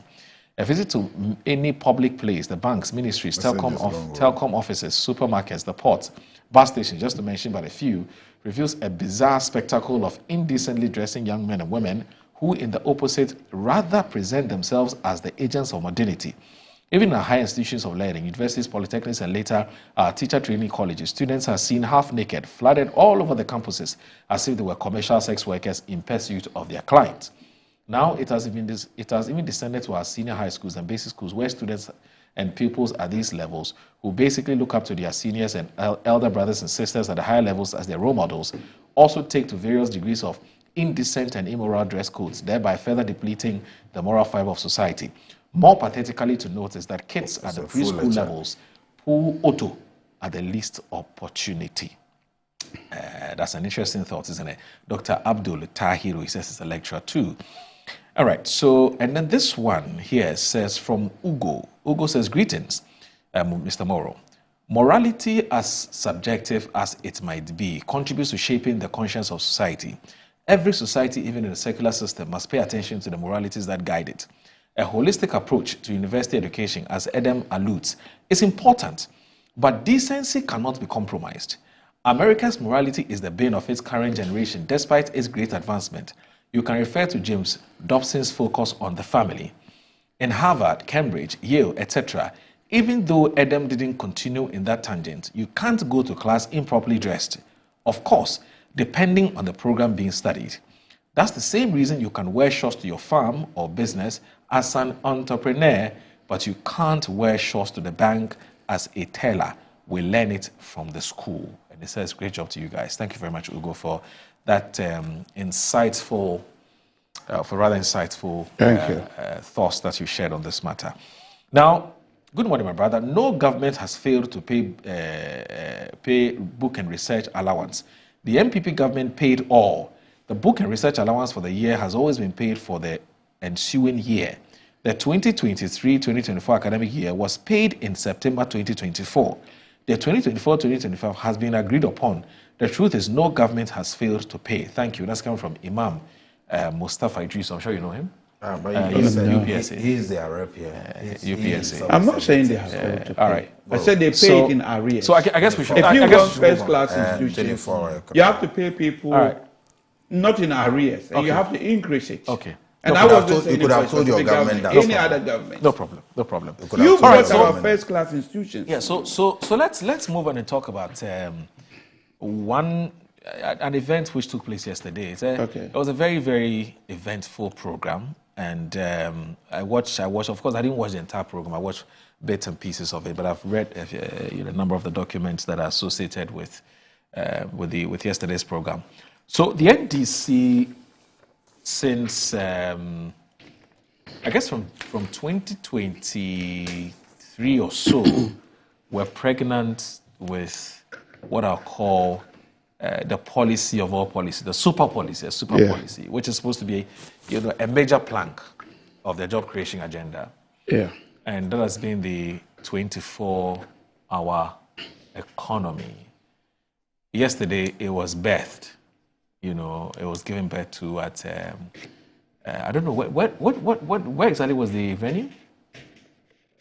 Where the venue was? I don't know. Okay. I was in Parliament. Yeah, I think it was at the conference center. Yeah, okay. All right. So if there's I can call the conference center a hospital. The conference center hospital. That's where the baby was born. It's called a 24-hour and economic something.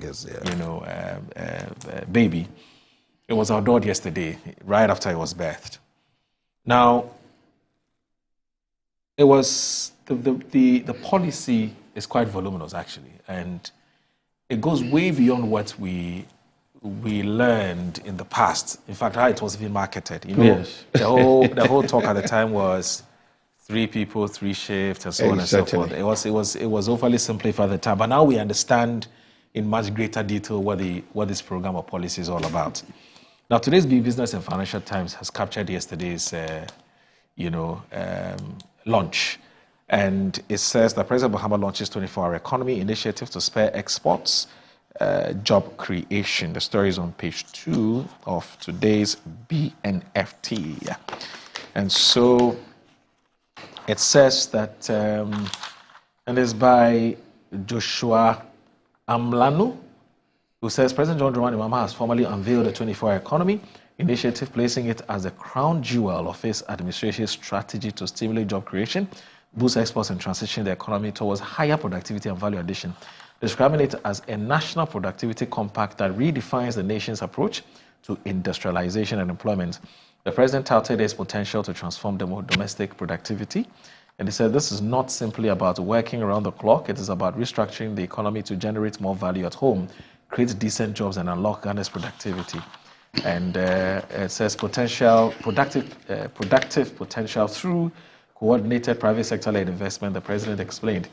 The initiative directly targets what President Mahama called an extractive and unsustainable economic model, which relies heavily on raw commodity exports while importing finished goods at high cost. We export cocoa, gold, timber, and oil only to buy them back at chocolate, furniture, jewelry, and fuel at far higher prices. The model has failed to create jobs and industrial depth. It sustains foreign economies while leaving our own people idle. Now, the 24-hour plus program, that's now it's called the 24-hour plus programs, is structured around 8 interconnected pillars: Growth 24, Agriculture; Make 24, Manufacturing; Build 24, Infrastructure; Show 24, Tourism and Culture; Connect 24, Logistics and Digital Infrastructure; Aspire 24, Skills and Values; Fund 24, Financing; and Go 24, National Mobilization. It says together these pillars form the foundation of the long-term development strategy anchored in export-oriented growth and inclusive job creation. A key feature of the initiative is the Volta Economic Corridor, a multi-sectoral development project centered on the Volta Lake. The corridor is designed to integrate irrigation, aquaculture, agro-processing, tourism, and inland transport infrastructure to catalyze industrial growth inland. We're reviving Kwame Nkrumah's original vision for the Volta project, not just as a power source, but also a national development platform. We will irrigate over 2 million hectares of farmland, establish agro-industrial parks, and use the lake as transport spine to reduce logistics costs and improve regional integration. Now, it says to finance the expansive program, this is very important. Government is setting up Fund 24, a national financing platform aimed at mobilizing more than $4 billion in long-term capital. The fund will leverage blended finance, instruments, diaspora investments, pension funds, and development finance, institutions. In fact, there are other aspects of the report that talks about the incentives for the private sector if they want to participate. But we'll look at all of that, I'm sure, whilst the conversation starts. Adam, why would you describe this 24-hour economy as a game changer? Convince us. We're listening to you, sir. Moro, let me use the opportunity to first thank President Mahama and the entire government for the alacrity with which the team worked on coming out with this very comprehensive 24-hour economy program. I have met members of the committee that worked, or the team that worked, led by the one and only Guse Tano. And the depth, the structures, and the ideas that they have put together in this document for me, it is the beginning of Ghana's industrialization agenda. We have moved from the era where politicians make political promises, campaign promises, and when they get power, they find ways and means of adding more terminologies and slogans without the real manifestation of these policies on the lives of the people. Moro, the 24-hour economy, as launched yesterday, is truly the game changer. And I am happy that my constituency, I am happy that my region, the Volta region, features prominently in the agenda of the 24-hour economy. It's going to play a critical role, eh? And every district in this country will benefit. Let me tell you how government intends to ensure that the policy gets to every home, every district across this country. Recently, the Ministry of Finance approved this year's allocation to the Judicial Assembly Common Fund. As DACF made federal allocations to each district, we were given guidelines on how to spend the money. Okay. And 25% of the Common Fund is dedicated to building what we call the 24-hour markets. Okay. My commentary on this may sound premature, letting the cat out of the bag, but I have seen the designs of the 24-hour markets. And so when you see something like Fund 24, which talks about expanding financial services, credit access, and inclusion, these 24-hour markets that we will build in our various districts and municipalities will also include spaces for the realization of this credit access. So the Women's Development Bank, for example, will have a space in there in our district markets. So in my constituency, we have chosen Judicial for that 24-hour market. And my MCE, the Honorable Martin Amenaki, is already working hard to get the engineers and the land preparation, everything, as soon as possible will start. And we will have that 24-hour market. And so when we talk about credit access, it is not just a terminology or a slogan that remains at the top here in Accra, but the women, the traders in and around my constituency will be able to have access because they will have office spaces in that 24-hour market.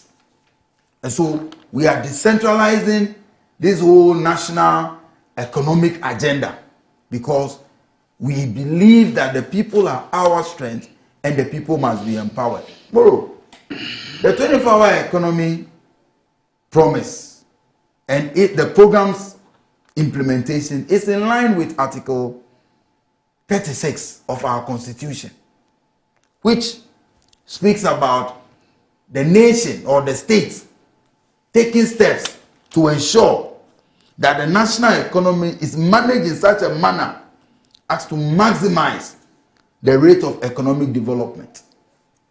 And it goes on and on. So what we are doing is in line with Article 36 of our Constitution. Okay. What will the 24-hour economy do different? And these are the questions I want to answer on your show this morning. The first one is that, Moro, the 24-hour economy will provide a structured recalibration of our economy.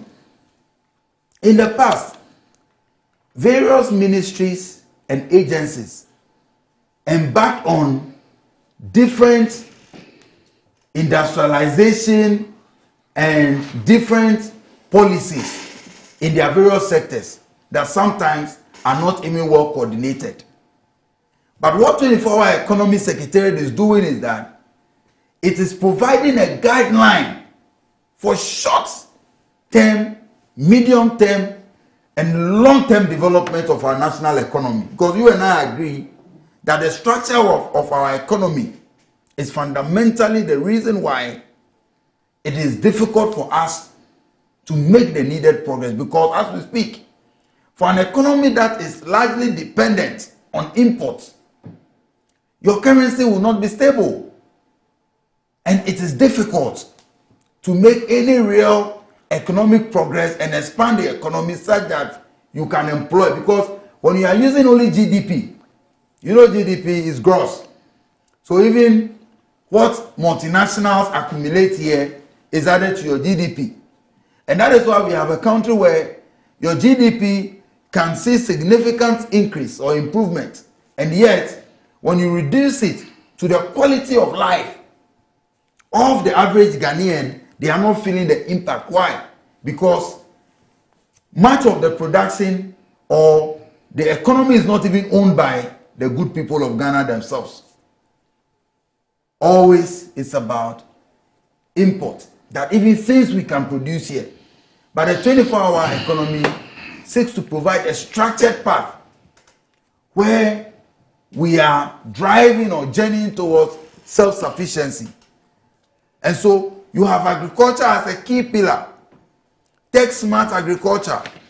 And government has already started by providing the needed support, needed support to farmers this afternoon under the Ghana Feed Program, which also feeds into the 24-hour economy program, especially the Grow 24 program.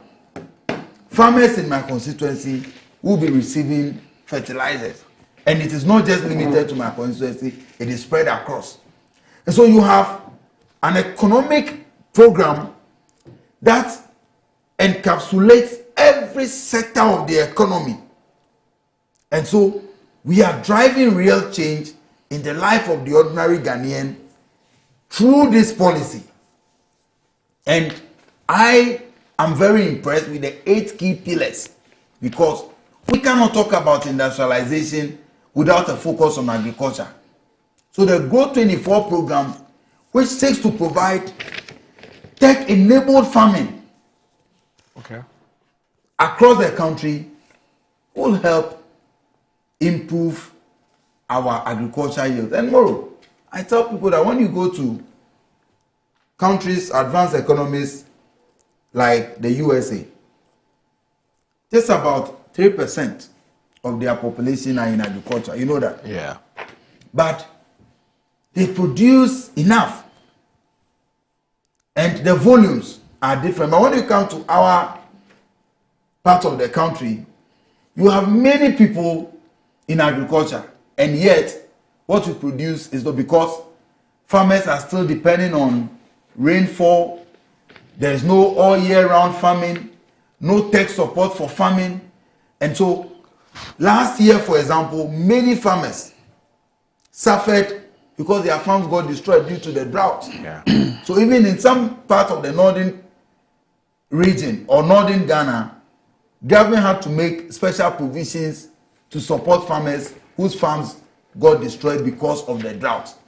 But government has already begun what we call Irrigation for Wealth program as part of the Ghana Feed program or Feed Ghana program, as part of the Grow 24 program. That is a key pillar in the 24-hour economy. So you can see that all the activities of the various agencies and ministries are interconnected with what this 24-hour economy agenda seeks to achieve. Number 2 is job creation. Moro, this business of governments providing tabletop jobs to the youth, the NAPCOs and co, I think that we have to get to the point where we move away from that. Government is seeking to provide 1.7 million sustainable jobs to young people through the 24-hour economy. Because throughout the value chain, even in agriculture and other sectors, the 24-hour economy focuses on inclusive employment. And some government agencies have already started running the 24-hour service. DVLA, under the leadership of Julius Nikwe Kote Logas, as I call him, started. When you go to their dental office, they have one of their new offices dedicated for 24-hour service. So you get there at 1 a.m., 12 midnight, and you are able to access the services of DVLA. On the 1st of July, a few days ago, the Tema Port started running the 24-hour service. What it means is that more people will be employed because people are going to be working in shifts. But the most beautiful part of this is that government is telling us that beyond the public sector or the public service institutions, the focus is on providing incentives and support to the private sector. And as we speak, we are told that about 25 private sector companies have applied to be enrolled on this 24-hour economy program because of the incentives that they could get. Now, when that happens, these companies will now be able to employ almost 3 times their current numbers. What else can we ask for than a government that provides sustainable jobs? The defense minister and the minister for national security also mentioned that because of the 24-hour economy and the fact that even private sector and public institutions are beginning to run 24-hour services, they have made enough provision for increment in the enrollment of security personnel so that they will have enough men on duty around our cities, our districts, to ensure that nightlife is well protected. So, Moro, when you look at the documents, this for me should be a blueprint for development beyond the President Mahama administration. I'm told it's actually binding. It must. On future government. And I'm happy that it's going to bind on future governments, so that we don't have a situation where a new government comes in with a senior minister who is over 80 years and who says that because I am old, I don't want to implement or I will not accept a document that defines 40 years development plan, but we want things that are short term. So that's what we saw in the past.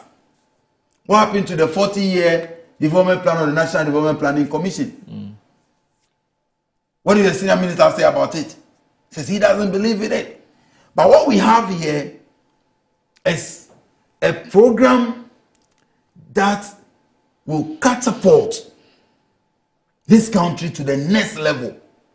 Look at Make 24, which is to allow or enable 24/7 manufacturing to boost production and exports.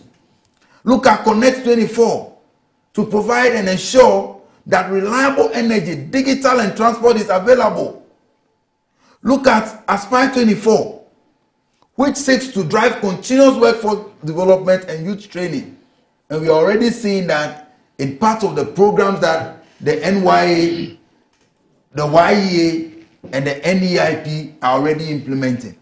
Bro, I want to plead with the people of Ghana that there comes a time where we must all jettison our partisan political views and support a good program for the growth of this nation.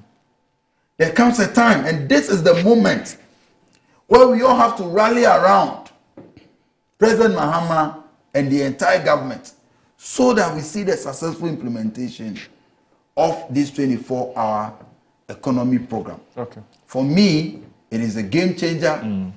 It is the right time to take off. And I am confident that in 4 years tomorrow, when we sit to analyze the 24-hour economy, everyone, including the pessimists and doubting Thomases like Ishak, will be applauding President Mahama and the NDC for this the national propaganda master.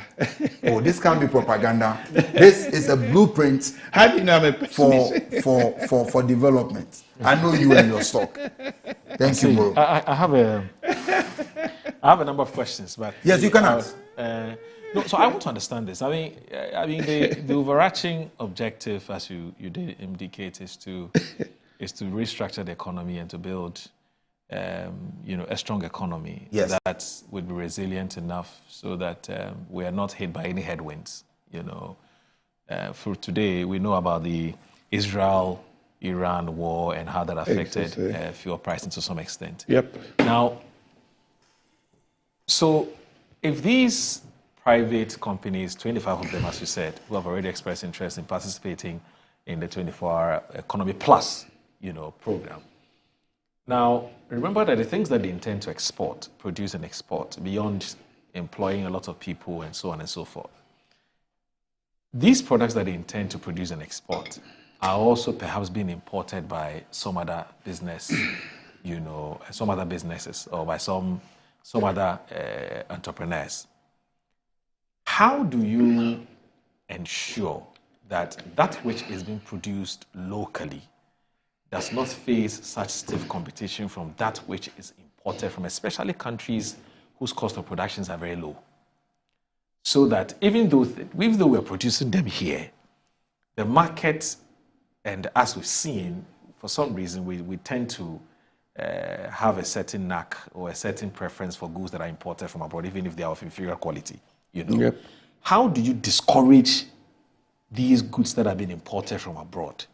What policies do you have in place to discourage these goods that are being imported from abroad, so that those that are being produced locally would be bought by the local market? That's my question. Question number one. And I'll come back to this. But I need to take a short break. Sorry. We need to take a breather, stretch our arms and, yes, very important. Adam you and Adam have been talking for a while. You need to take a short break. So please stay with us.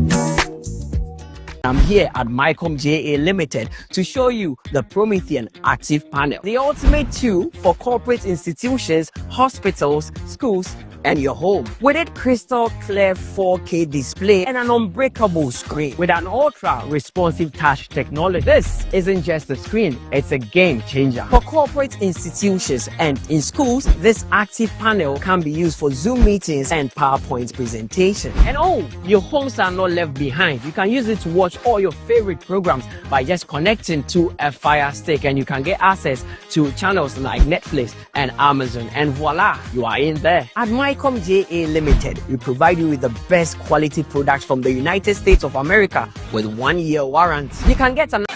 Are you a headmaster, headmistress, parent, teacher, or an educator looking for high-quality textbooks for preschool, primary, and junior high school students? Look no further than Advocate Publishing Company. Advocate Publishing Company is a leading publisher of educational materials in Ghana that publishes very engaging, interactive, and comprehensive textbooks that meet the needs of students, teachers, and parents. Our textbooks are thoroughly published to make learning fun and easy. They are also designed to stimulate critical thinking, problem solving, and creativity in students. Make Advocate Publishing your preferred choice for all your educational needs. Explore our range of textbooks and educational resources. Visit us at the old GNTC yard near Kingsway, Accra. You can contact us on 0503 786 776 or 02408 06354, also 0531 600360, and connect with us on Instagram, X, and Facebook at Advo Publishing. Don't settle for less. Choose the best. Advocate Publishing Company, empowering young minds one textbook at a time. Thinking publishing, think Advocate Publishing. iPhone papa. Ye wo homa. So open iPhones accessories papa dia. Menhwe baby ya. Me ma akwa ba EBA phones and accessories. Sebani EBA, yeton iPhones any ho accessories. iPhone 50 XL cost 16 Pro Max. Accessories ye wo charger, AirPods, any iPhone ho akade nyina. Nianoma ye ni sikapudu e de beto iPhone. Say ya ankrankre, boja, and na say abon adwuma ye phone nyina. For 40% beji iPhone bia ope. Na ni aka no, wo de bosome miensa, etua ne nkakra. E kwan ya obefa so de atwie ni. Dial *713*5571#. Oba, sheno so se wo de wo Ghana card. Ene nia e kire se wo ye adwuma. Hwehwe ye kire kwan e wo circle mo. Ene tip tolling ye ni modern photos enchen ho a. Afein so, se wo ba American Mall, ye ni odor rights ene di nhwani. Kuma senso ye wo edum Central Prisons runabout ejekum abonsan ni mo. Freyen e wo numbers na ebu screen ni so no. EBA phones, no hassle cra. Wabedum time aso. Hey, J. Watch it, na learning. Missy, watch and learn. Makwaya mabesisia. Abozege. Akache say no ya konate and the more drink woman. Hey. But I didn't move. Oh, sorry. She knew her old days. Eji. Dabio, baby wom. Ready? Hey, baby wom. Ah, Eji. I'll cause some discomfort. Uncle, Amanda. Sorry, well, Uncle, where would I die? Why your funeral? At your phone for Aerofield Trading. Sorry, it killed them all. No mum share Nanda Daya was a mosquito call Esudu Womunumu. Na say spray with them musa. Chaisima a dronum and sana dynamo. And Kratoi FDA Ajatum. MGL Logistics and Supply is your trusted partner, providing seamless solutions for all your procurement needs. From sourcing products to managing imports and exports, we ensure smooth and efficient transactions every step of the way. Whether you require goods from across the globe or need assistance in exporting your products to international markets, we got you covered. General trading is at the heart of our expertise. We specialize in a wide range of products, catering to various industries and markets. As a trusted dealership in building materials, we provide high-quality products that meet the demands of our construction projects. Additionally, we act as manufacturers' representatives, connecting producers with distributors. Our expertise in logistics is the backbone of our operations. We plan and execute transportation and delivery of goods, ensuring they reach their destination on time and in optimal condition. MGO Logistics and Supply, guaranteed satisfaction. In my line of work, a confident smile is everything. Kel Charcoal Toothpaste keeps me on top of my game and ensures my smile is always radiant and bright. With the tiring nature of my job, we spend several hours under the scorching sun. To keep our teeth white and our breath fresh all the time, we use none other than Kel Charcoal Toothpaste. Kel Charcoal Toothpaste. You're on a Kessie and in a kit one.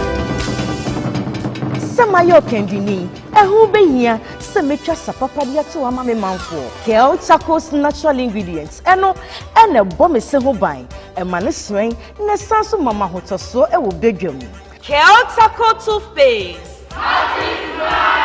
Choose Kel Charcoal Toothpaste for anti-cavity, whiter teeth, and fresher breath all day. Available in 80 gram and 150 gram. Grab yours today. Kel, happy smile. This advert is FDA approved. A home is more than just walls and a roof. It's the warmth of family, the assurance of security, and the joy of shared moments. Whether you're returning from abroad or seeking a new beginning, Rehoboth Havens Ayumensa is where your journey truly begins. Nestled beneath the tranquil Ebri Mountains, this gated community offers the perfect blend of modern living and natural beauty. Our 2, 3 and 4 bedroom homes are designed for family living with spacious interiors, elegant finishes, and all the comforts that make life better.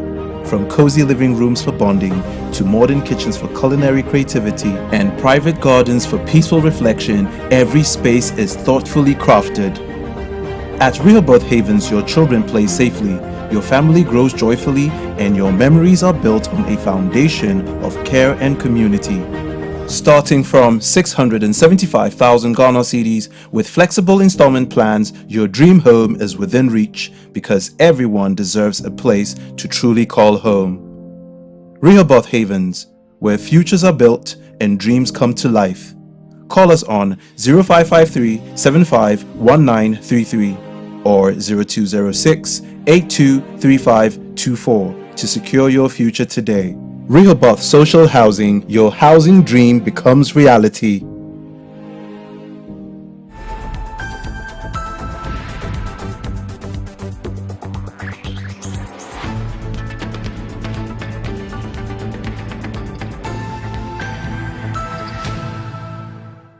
All right, you're live on Good Morning Ghana. The show is live on 94.1 FM. And with me here is Edem Eric Agbana, who's the MP for Ketu North, and also Mr. Ishaq Ibrahim. He is a private legal practitioner, also a law lecturer at UPSA, but a member of the MPP's legal directorate. We're having a conversation about the 24-hour economy, and Edem Agbana was explaining in greater detail what this program is all about. It's now 24-hour economy plus. And so there's more to this three-shift system that was marketed to us in the past. There's more to it after listening to the various speakers who were at the launch yesterday. But Adam, I asked you a question before we went on break. In fact, you were also citing examples of places where the 24-hour economy has actually been begun. You cited, I believe you said, the passport office. Yes, and the DVLA, the dental office, the chap there. What's the name? Is it Logas? I call him Logas. Oh, he's doing a fantastic job. No, look. If you listen to the testimony of people on social media, who are talking about the quality of service at DVLA, I mean, it's absolutely mind blowing. It's amazing, and kudos to him. I think Nikwe, yeah. Okay. But I've known him as Logas. Logas, okay. That's his AKA. There are two key things about what is happening at DVLA. I mean, just to digress a little. Logas, apart from the fact that he's delivering, he's doing very well. Right. He is a very affable person. Right. And so there are people who get position and the next minute they don't pick calls. Even I have my own views on the calls. Okay, yeah. Because sometimes it really can be challenging. Yeah. Because as you speak here, you saw the number of calls that kept coming even out. I was on the show. But the issue of when he sees you, when he meets people, those who go to him at the office, everybody attests to his humility and his. I mean, as a leader, be ready to listen to the people. Yeah. But again, I think that President Mahama, when he appointed a lot of young people as CEOs, I made a comment that the performance of these young people is a litmus test for our democracy and advocacy for young people to be given a chance. So when you see the likes of Logas, Sami Jemfi, Edruji, and the other young people performing excellently as they are doing now, as a young person, you are proud. And I dare say that, check around, the kind of transformation that you see at places like NPA, places like DVLA, Gold Board, see what Sami is doing with a new institution, just within this short period. It is a big statement that they are making for young people. And the other young people, look at what is happening at NYA, Osman Ayariga, and how he's totally transforming that place, YEA, NEIP. And so across board, today, Moro, I'm declaring on your show that the young people who have been given appointment by President Mahama are living beyond expectation. They are performing beyond expectation. And Logas is a classical example of these young people. So we appreciate what he's doing at DVLA. So DVLA has started the 24-hour service. And it's a seamless process. Yeah. People are able to access services of DVLA at any time. Right. And this means that many more people were employed. So what we're talking about, cost us, so that's about it. Okay. But Moro, you asked a very important question. How do we allow the market to ensure competition such that what is imported? So Moro, there are two things that government can do and government is already doing. Right. The first one is that we have what we call the free zones. Enclave, right? When companies that are operating within that, they export out. They have some special tax regimes and other things. They export out. But what government is doing to ensure that goods that are produced locally can compete in the market and get Ghanaians to patronize it is the decentralization of the 24-hour market, which I mentioned earlier. And I pointed out to you that for the first time, government decided to release 80% or more of the District Assembly Common Fund to the assemblies. In the past, the monies were kept at the center here in Accra, and they were used to finance projects that today we can't even account for. But that's a different conversation that we'll have. But today, over 80% of the DACF is being given to the various districts. And the finance minister added a guideline on the utilization of the money. 10% for building chiefs compounds. That's why when Felix says we will build about 600 chiefs compounds, people doubt it. But it is because it has been provided for and funds have been released for that. So in my constituency, we have to build at least 2. My MC and I have agreed that let's make it 4. So other places, some may build 5, 3, and all that. So you get a chief's compound. 25%, which is the greater part of all the allocations, is purposely for the 24-hour markets in each district, which means that you have a vibrant nightlife, a market that provides the space for trading the goods that will be produced in this country. So, Moro, government is doing everything possible to ensure that 24-hour economy is felt in the pockets of the Ghanaian people. Okay. Just to conclude, we cannot have these conversations without making reference to the strength of the economy. Right. As we speak today, inflation has dropped down to 13.7% from 18. 13.7%. And it's significant. We must celebrate. People ask, inflation is going down, but the price of kinky has not reduced. And I say, like, we need to have some form of education on what it means when inflation is slowing down or is on a downward trend. But you also cannot deny the fact that indeed prices of goods and services are coming down across. Just this morning, I read a post by my good friend Manasseh Azuri. His Bolga experience. His Bolga experience. And that is the case. We also buy things from the market. Some things that we used to buy, especially oil, rice, and other things. I have a football academy, and a greater part of my budget for the team is on feeding the team. I'm told. These days, the budget that they bring for their weekly expenditure is way lesser than what I was paying when the MPP was in power. That, for me, shows that indeed Ghanaians are beginning to feel the impact of the prudent management of the economy. You mean the research agenda is on? The research agenda is being felt in my pocket because the price of oil has come down, cooking oil. Well, that's true. Prices of rice, yes, that's true. Prices of rice have come down. And I'm excited that we are rolling out the 24-hour economy with a key focus on agriculture, also because our import cover will reduce. Are you aware that in the abundance of all the natural resources that we have, we import tomatoes worth over 800 million. It's a shame, isn't it? Are you aware? Yeah.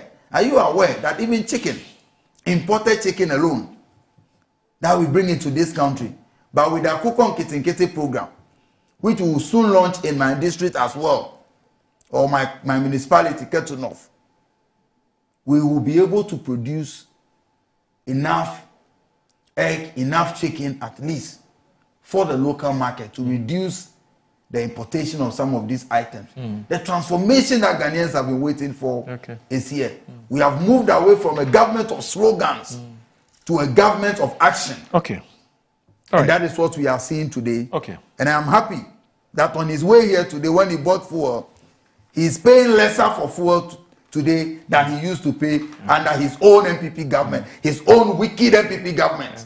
Be thankful to President Mahama that today you are spending less on fuel. What I like about this 24-hour economy plus is that we're told that companies that run 24 hours will enjoy some 25% corporate tax incentives. Yeah, incentives. Yes. So Metro TV, because of the employment that they will. Metro TV would apply for that 25%. There's even some tariff adjustment. We have good morning Ghana, good evening Ghana. Let's also have midnight Ghana. And then we'll be more than happy to come and host it. But this chap called Master Planner Junior. Okay. I'm sure you've heard the name before. Okay. Yes. So he says, Honorable Edem Agbana should get his facts right. So UDS main campus in Tamale, which is now the central administration, was established during President Kufuor's era. KNUST Hospital and other major facilities constructed and commissioned under the office of MPP. The MPP has great records when it comes to tertiary education and its contribution, contrary to Honorable Edem Agbana's claims. Master Planner Junior, policy analyst, Moro, that is very hard. As a policy analyst, I didn't say campus. Okay. University, UHAS, for example, was built by President Mills, and President Mills Mahama government. Yes. Why? If today or after President Mahama, somebody decides to put a campus at Juje, would the person claim that he has built UHAS? Absolutely, I get it. UDS was built by President Rawlings, which is a fact. Anyway, by the end, that is a fact. So he comes back. He comes back and the same Master Planner Junior says. Master Planner, no, this one you're getting it all wrong. How can you run? He's a very good friend. How can you run a 24-hour economy with the Dumso energy sector? You are killing Ghanaians with electricity tariffs and fuel taxes, yet the light is always on Dumso mood. It is not. It is fuel clear. Taxes? Is Master Planner not paying cheaper for fuel now? So he says it is clear that this government doesn't have any plan for this country. You can do all the propaganda, but reality will catch up with you. We are watching them closely. Master Planner Junior, policy analyst Kintampo. And then this one here says that, so Alasan Tema. Okay. So Alasan, this is a personal message to me. Thank you very much. So Ali Hureya, I'm sure you know him, the Northern Regional Zungo Caucus of the NDC. Yes, he says I should tell you that he said, first of all, I should greet you, and that he's very happy to tell you that he's always behind you with prayers, and that he'll be visiting the Parliament House today. He'll pay you a visit, whatever that means. He should come. He should come. He should come. I'll let you give him my office number for him. But he's doing great. I mean, he's a great guy for our party. He should come. But the point is that, Moro. Okay, so no, let me finish with my messages, and then I can come back to you. So Alhaji Hamza Tuferu, from Pig Farm says that, good morning, my brother. At long last, I am more than happy to see that 24-hour economy has come to light. I'm also happy to see Guta and the industry players describe the 24-hour economy as a game changer. This is the time for us to come together to support this beautiful idea by the president to create jobs for the youth and to produce more and more for exports so that our city will be strong. As for the micro minority, the least said about them, the better. They did worse things than Nkrumah. These are even people who kick against our independence. They are the enemy of progress of this country. Period. That's what he has sent to us. And this one's blah, blah, blah, blah, blah. Okay, so let me just say that at 11 o'clock, there will be the minister's press briefing, and is the Communications and Digitalization Ministry. Minister for Communications, Digital Technology and Innovations. Yes, I need to get that correctly. So 11 o'clock, the ministry will be holding a presser end to be addressed by the minister, the sector minister himself. A topic is key initiatives and developments within the sector under the second quarter. And so it's today, 3rd July 2025, at the ISD Press Center, 11 a.m. So please stay tuned to Metro TV and catch all the action. very, very important. 11 o'clock, there will be a presser by the Communications Ministry, and it will be live here on Metro TV. Now, Alhassan Bosa says, if the MPP believes that Blekuma North is a safe seat for them and they claim they won the seat, why are they running away from the rerun of the 19 polling stations? Why is the MPP afraid? Are they thinking what they did to NDC in Yawaso by-election might happen to them at the Blekuma North constituency? Let me assure the MP, we the NDC are going to make ANC green. Do we have enough time for me to come back? For which one? Okay. So let me come back to you. Can I join now? All right. Okay. 24-hour economy. Yeah. Are you going to apply for it? You are running. I'm a farmer. Yeah, you're a farmer. Yes. Yes. Poultry farm and animals husbandry. Yes. Adam, he's interested. He says he will apply for support from Ejumara. Who will support it. Unless of course you change your mind. Who will support it? Okay. I mean, it's a Ghana government. It's not NDC. Okay. Let me come. All right. About 3-4 months ago, before the 120 days appraisal of President Mohammed's performance, I took a taxi and we were going through from Adenta towards Accra, and there were a lot of people at the traffic light, hawking. And the taxi driver, I suspected he was a strong NDC member. And he said to me, do you know, in 2-3 months' time, when the NDC implement the 24 hours economy, all these people will be gone. They will all move from the streets and they will all be working. So he's really, really happy the NDC government has come to power. So I asked him, how are they going to do that? And what he said to me is that for every job, there is going to be 3 shifts, including the ministries, everywhere. There's going to be 3 shifts. So instead of the unemployment in Ghana, according to him, was down to the fact that we were only having 1 shift system. Now there will be 3 shifts across board, said that everybody will be absorbed. And I said, interesting. We'll wait to see, and we pray that that should happen. Why was this taxi driver saying this? As you rightly pointed out, before the election, we were told that the 24 hours economy means that we're going to have 3 shifts everywhere, across board. During those periods, those of us who were a bit skeptics, we said, look, do government really create 24 hours economies? Because if you look at the experience elsewhere, government put enabling environment, said that private individual will take advantage of the system.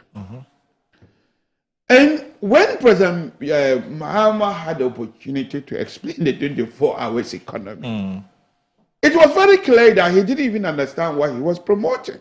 Because he said that 9 clubs were going to open 24 hours. And you beg the question, what is a 9 club? It's the way 9 is attached to a club. The simple means that this kind of activity takes place only night. So that tells us they didn't even understand the policy. So it is no wonder you ask that question. What we are told now is 24-hour plus is significantly different from what they said to us during the election. And they did not only say it, they put it in their manifesto. It was marketed as a job-oriented policy where people will be absorbed. Well, how different is that from what was launched? I would explain to you. So I believe what they have said to us is different from what they said. Again, it was a misleading policy just to get the votes. So let's look critically what they have said. I think they say it's built around 8 pillars. Yesterday, I've listened to people who said this is over-ambitious. Other people say it's achievable. I want to pray and hope that it's achievable. I want them to be able to implement it. That's why what they are saying they will implement is different from what they promise. I want them to be able to absorb every youth of the country. I want Ghana to be working. Almost everybody should be absorbed. That is my prayer. And if that means that the Ghanaian youth get employment and we MPP remain in opposition for a very long time, so be it. After all, we are not looking for power just for power's sake. We are looking for power to promote the welfare of the Ghanaian, the interests of the Ghanaian. I don't think your party will be happy with it. No. There's nothing wrong. There's nobody in MPP who just want power for power's sake. We want power to promote the welfare and the interests of Ghanaians. But you have different ideas as to how to do it. No, but if they believe what they are putting will do you better for the Ghanaians, assuming the we NDC, don't have problem with that. If the NDC is able to create 1 million jobs, it doesn't stop the MPP from saying they can create 2 million. So at the end of the day, the MPP wants power to promote the average Ghanaian. And if they can do it better, let them have power. Okay. So that's the point I'm trying to make. But my gut feeling is that the devil, as the Ghanaian usually say, is in the details. It is this same MDC party that sold to us in 1998, Vision 2020. I don't know whether you remember it. Yes, I do. We were meant to be a middle-income country by the year 2020. It was a 25 years program.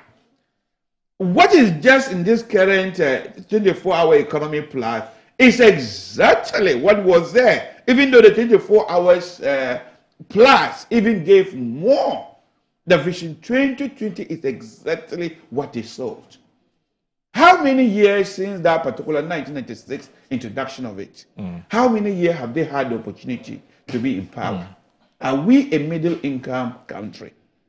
The answer is obviously no. So they have sold this particular vision for us before. It is nothing new. It would have been nicer for them to explain to Ghanaians that we once envisioned Ghana to be a third middle-income country by the year 2020. We failed to achieve that. And this was the reason why we couldn't achieve that. And we are giving you a new promise. These were the reason why we couldn't achieve it. This is how we are meant to address it. And this is how we are going to get the 24-hour economy plus. So as I explained earlier, what was sold to us before the election is different from what we are currently being offered. And I'm so glad if they can deliver what they are promising. And as you asked him question, he was struggling. For example, if you look at the European Union in the agri sector, they give large subsidies to their employers. Their farmers. Large subsidies. It said that produce in the European Union is very cheap, especially where they have a comparative advantage. If you look at the 24-hour economy plus, they are saying that they are going to impose a tax burden of 2.5% on people who decide to import. If somebody is receiving a large subsidy, is 2.5% enough to deter somebody from importing? You tell me, is that enough? So I think the emphasis should be where we have a comparative advantage or where it is in the national security interest for us to produce such products here. Let's do so. Again, as I said, the implementation is where there's always a problem. I heard in the agri sector, for example, they have started registering people. I'm just from the Northeast region and the Northern region. The report we are hearing is that the registration is largely focused on NDC members. Some MPP members and some apparent MPP members have gone and they have sent them away. If this is how you are going to achieve the Northeast region and the Northern region, people have come to me. No. I'm from Wale area. I've spoken to people in Tamale. No, let me finish. You had the opportunity to respond. No. I was largely quiet when you were speaking. When is that? We'll ask you for further better particulars. We are not killing the program. When is that? We'll ask you for further better No, we don't do this. I am not like you what I people. hear. We are not like you people. You people, even COVID funds, you said it to your candidates. If you continue this, I'm not going to call an honorable member. No, I mean, that's your discretion. That doesn't reduce the fact that I'm a member of Parliament. I'll offer you all your courtesy to talk. No, but and you'll not give it it is to me. because I wasn't telling lies. So and I am not a honorable member. Mention. And I'm saying that, after that, it doesn't matter whether you call me or not.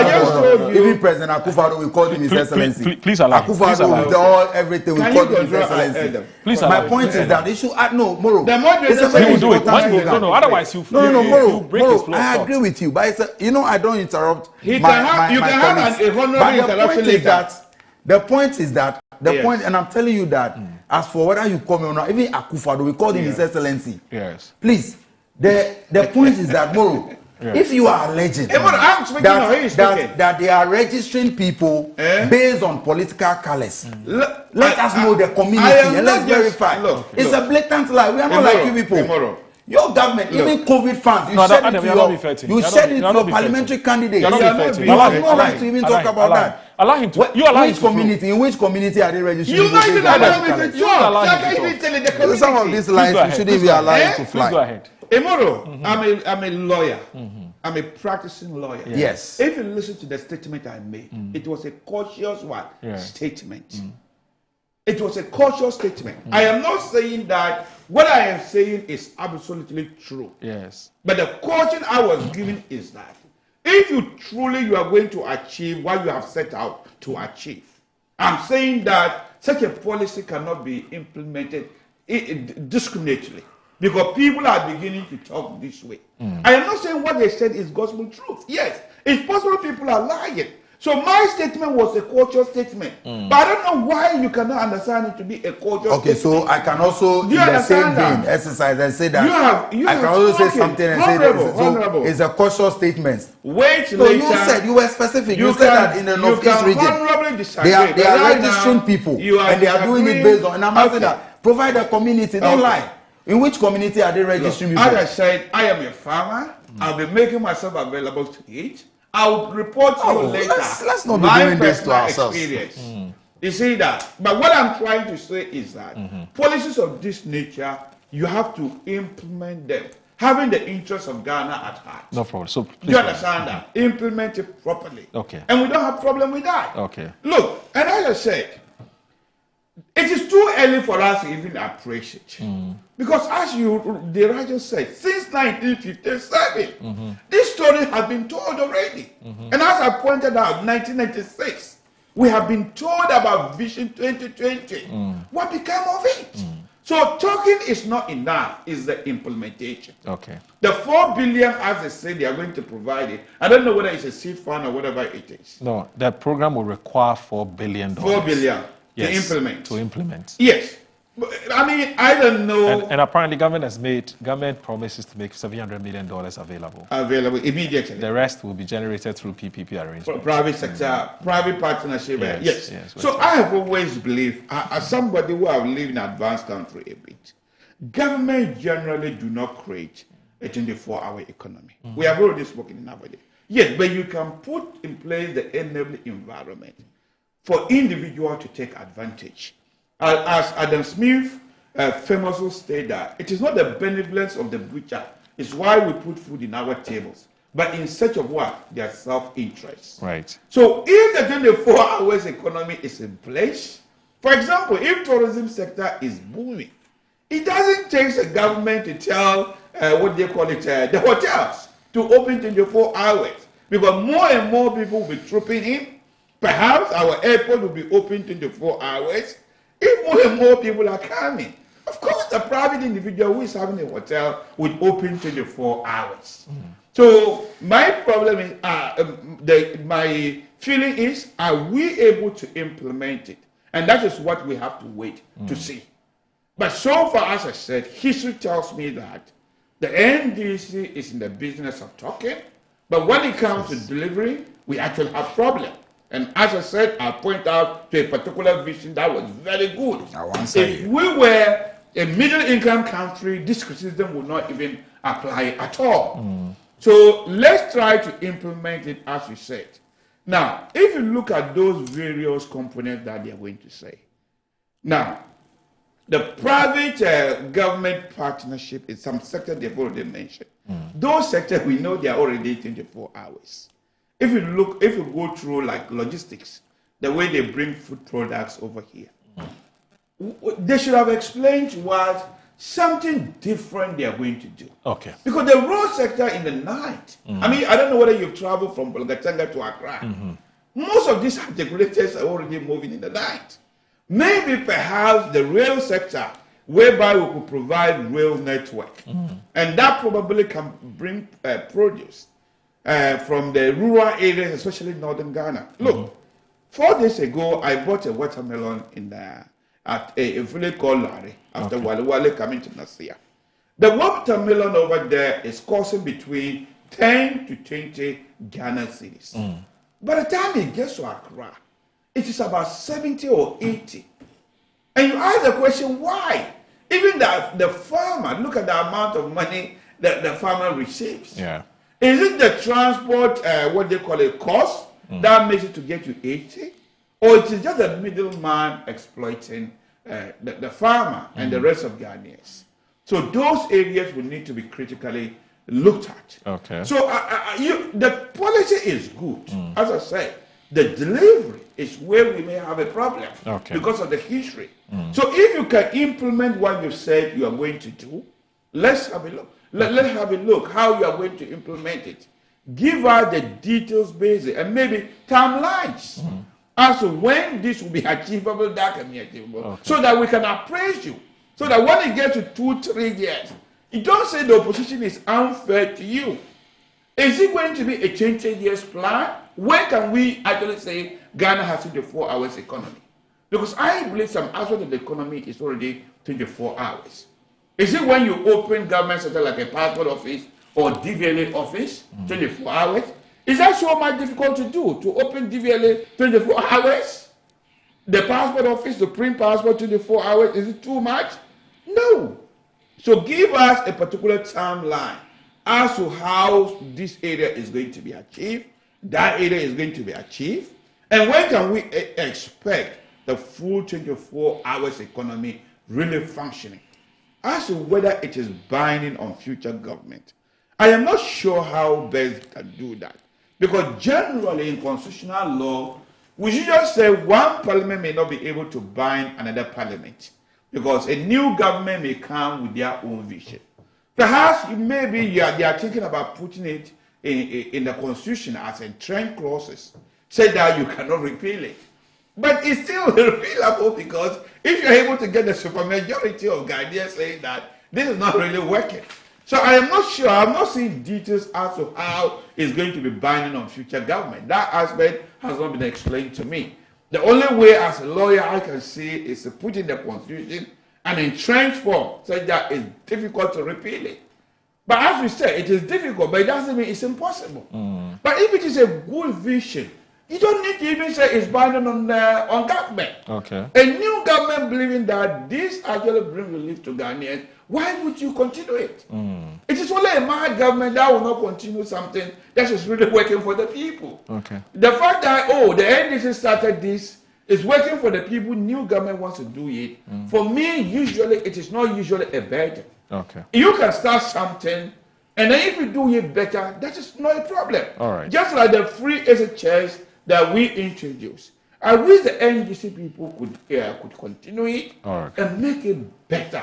Because for me, if you have a resource constraint and you have to implement policies in education and you are faced with tertiary education compared to basic education, I will go for free SHS as compared to the university. Okay. Because if you provide basic education proper, look at the billionaires around the world. Okay. Many of them doesn't have what? University education. Right. Bill Gates, as we famously know, is a dropout from the university, from Harvard.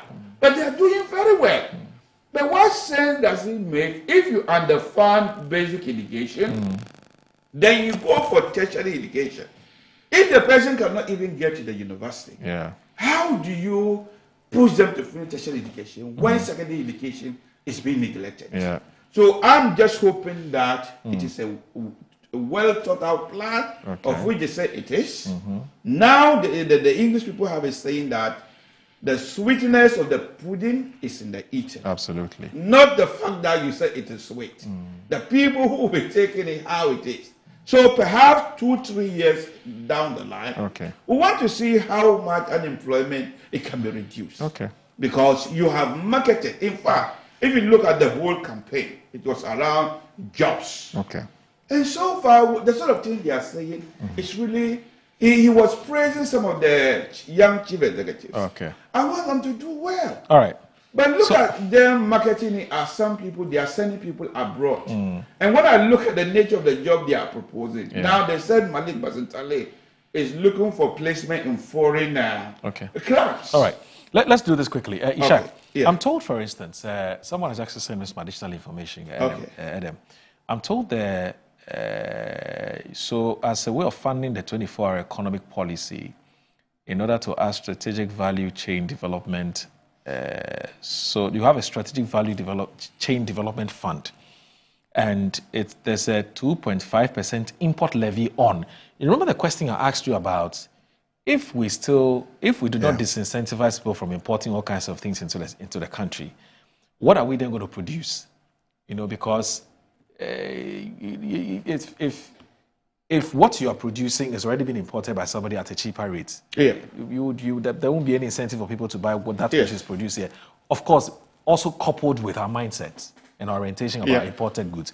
So the person just sent me a message on this, and it says, I may be interested in knowing this. It says there's a 2.5% import levy on 1, processed foods, cosmetics, pharmaceuticals, plastic household foods, cement, second-hand clothes, and sanitary pads and diapers. So all those things are supposed to be produced locally. So if you want to continue to import them, then there will be an additional 2.5%. And that would apparently also constitute another source of funding for the 24-hour economy, because people won't stop importing. Yes, bro, I agree. I mean, I agree with the texter. And then there's another thing. He said, Moro, I also need you to know that going forward, we're going to pass a 24-hour economy authority law.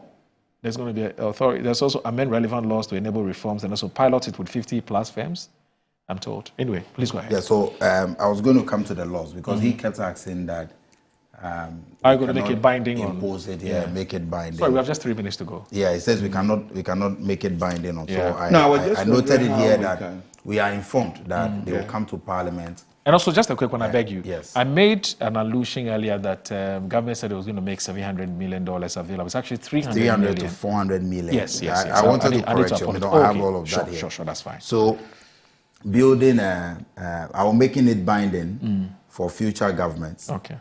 They will bring it before Parliament. Earlier this year, Mr. Gusitano was in Parliament to brief all of us about the 24-hour economy, the processes that they were undertaking to make it a reality. And so we are very convinced, and we know for a fact that after the launch, there will be an act.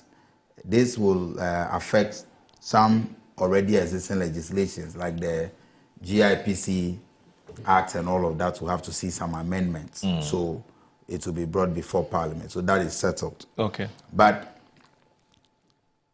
Ishak mentioned or kept referring to Vision 2020 and said we promised Vision 2020 and it's not been realized to deliver and all of that. Moro, he said that Vision 2020 was introduced or mentioned in 1996. Yeah.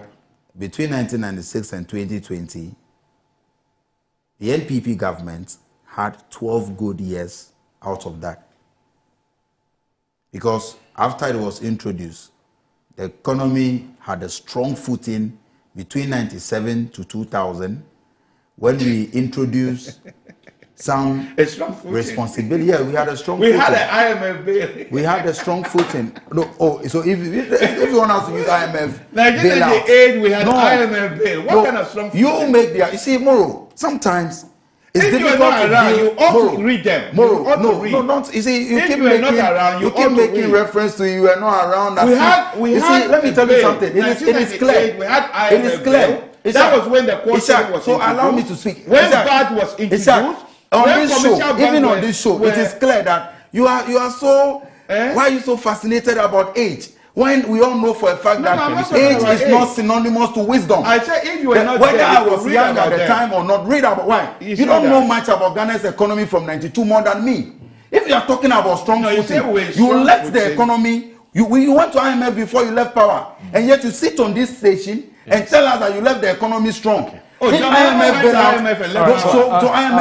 you that IMF is not a reason to borrow. We're making a point. I'm saying that you said this in 2020. You said this in 2020. Yes. You wasted 12 years of Ghana's time with terrible governance. And we're talking about government promises and doesn't deliver. I'm also told 2 shifts. He's not even allowing me to make the point. 25% rebate. Now 2 shifts. 25% rebate, 3 shift, 50% rebate. All right. So we'd also apply for some of the rebates because we have about 2 or 3. But Moro, before we end, let it be on record. Yes. Okay. He lied about the fact that we were registering NDC people. But look, sometimes their own guilty conscience, the kind of terrible governance that they delivered. Oh, the increment in COVID funding, even COVID funding, COVID funds for entrepreneurs, you gave to your parliamentary candidates. All right. So you have no right, moral right, to even raise some of these issues on the platform. Thank you. And again, let it be known to him that even on this platform, it is demonstrated that age is not synonymous to wisdom. Thank you very much for joining us. That's Edem Eric Agbana is MP for Ketu North, and also lawyer Ishaq Ibrahim is a member of the MEP's Legal Directorate. Assalamu alaikum wa rahmatullahi ta'ala wa barakatuh. Have a good day. Bye-bye.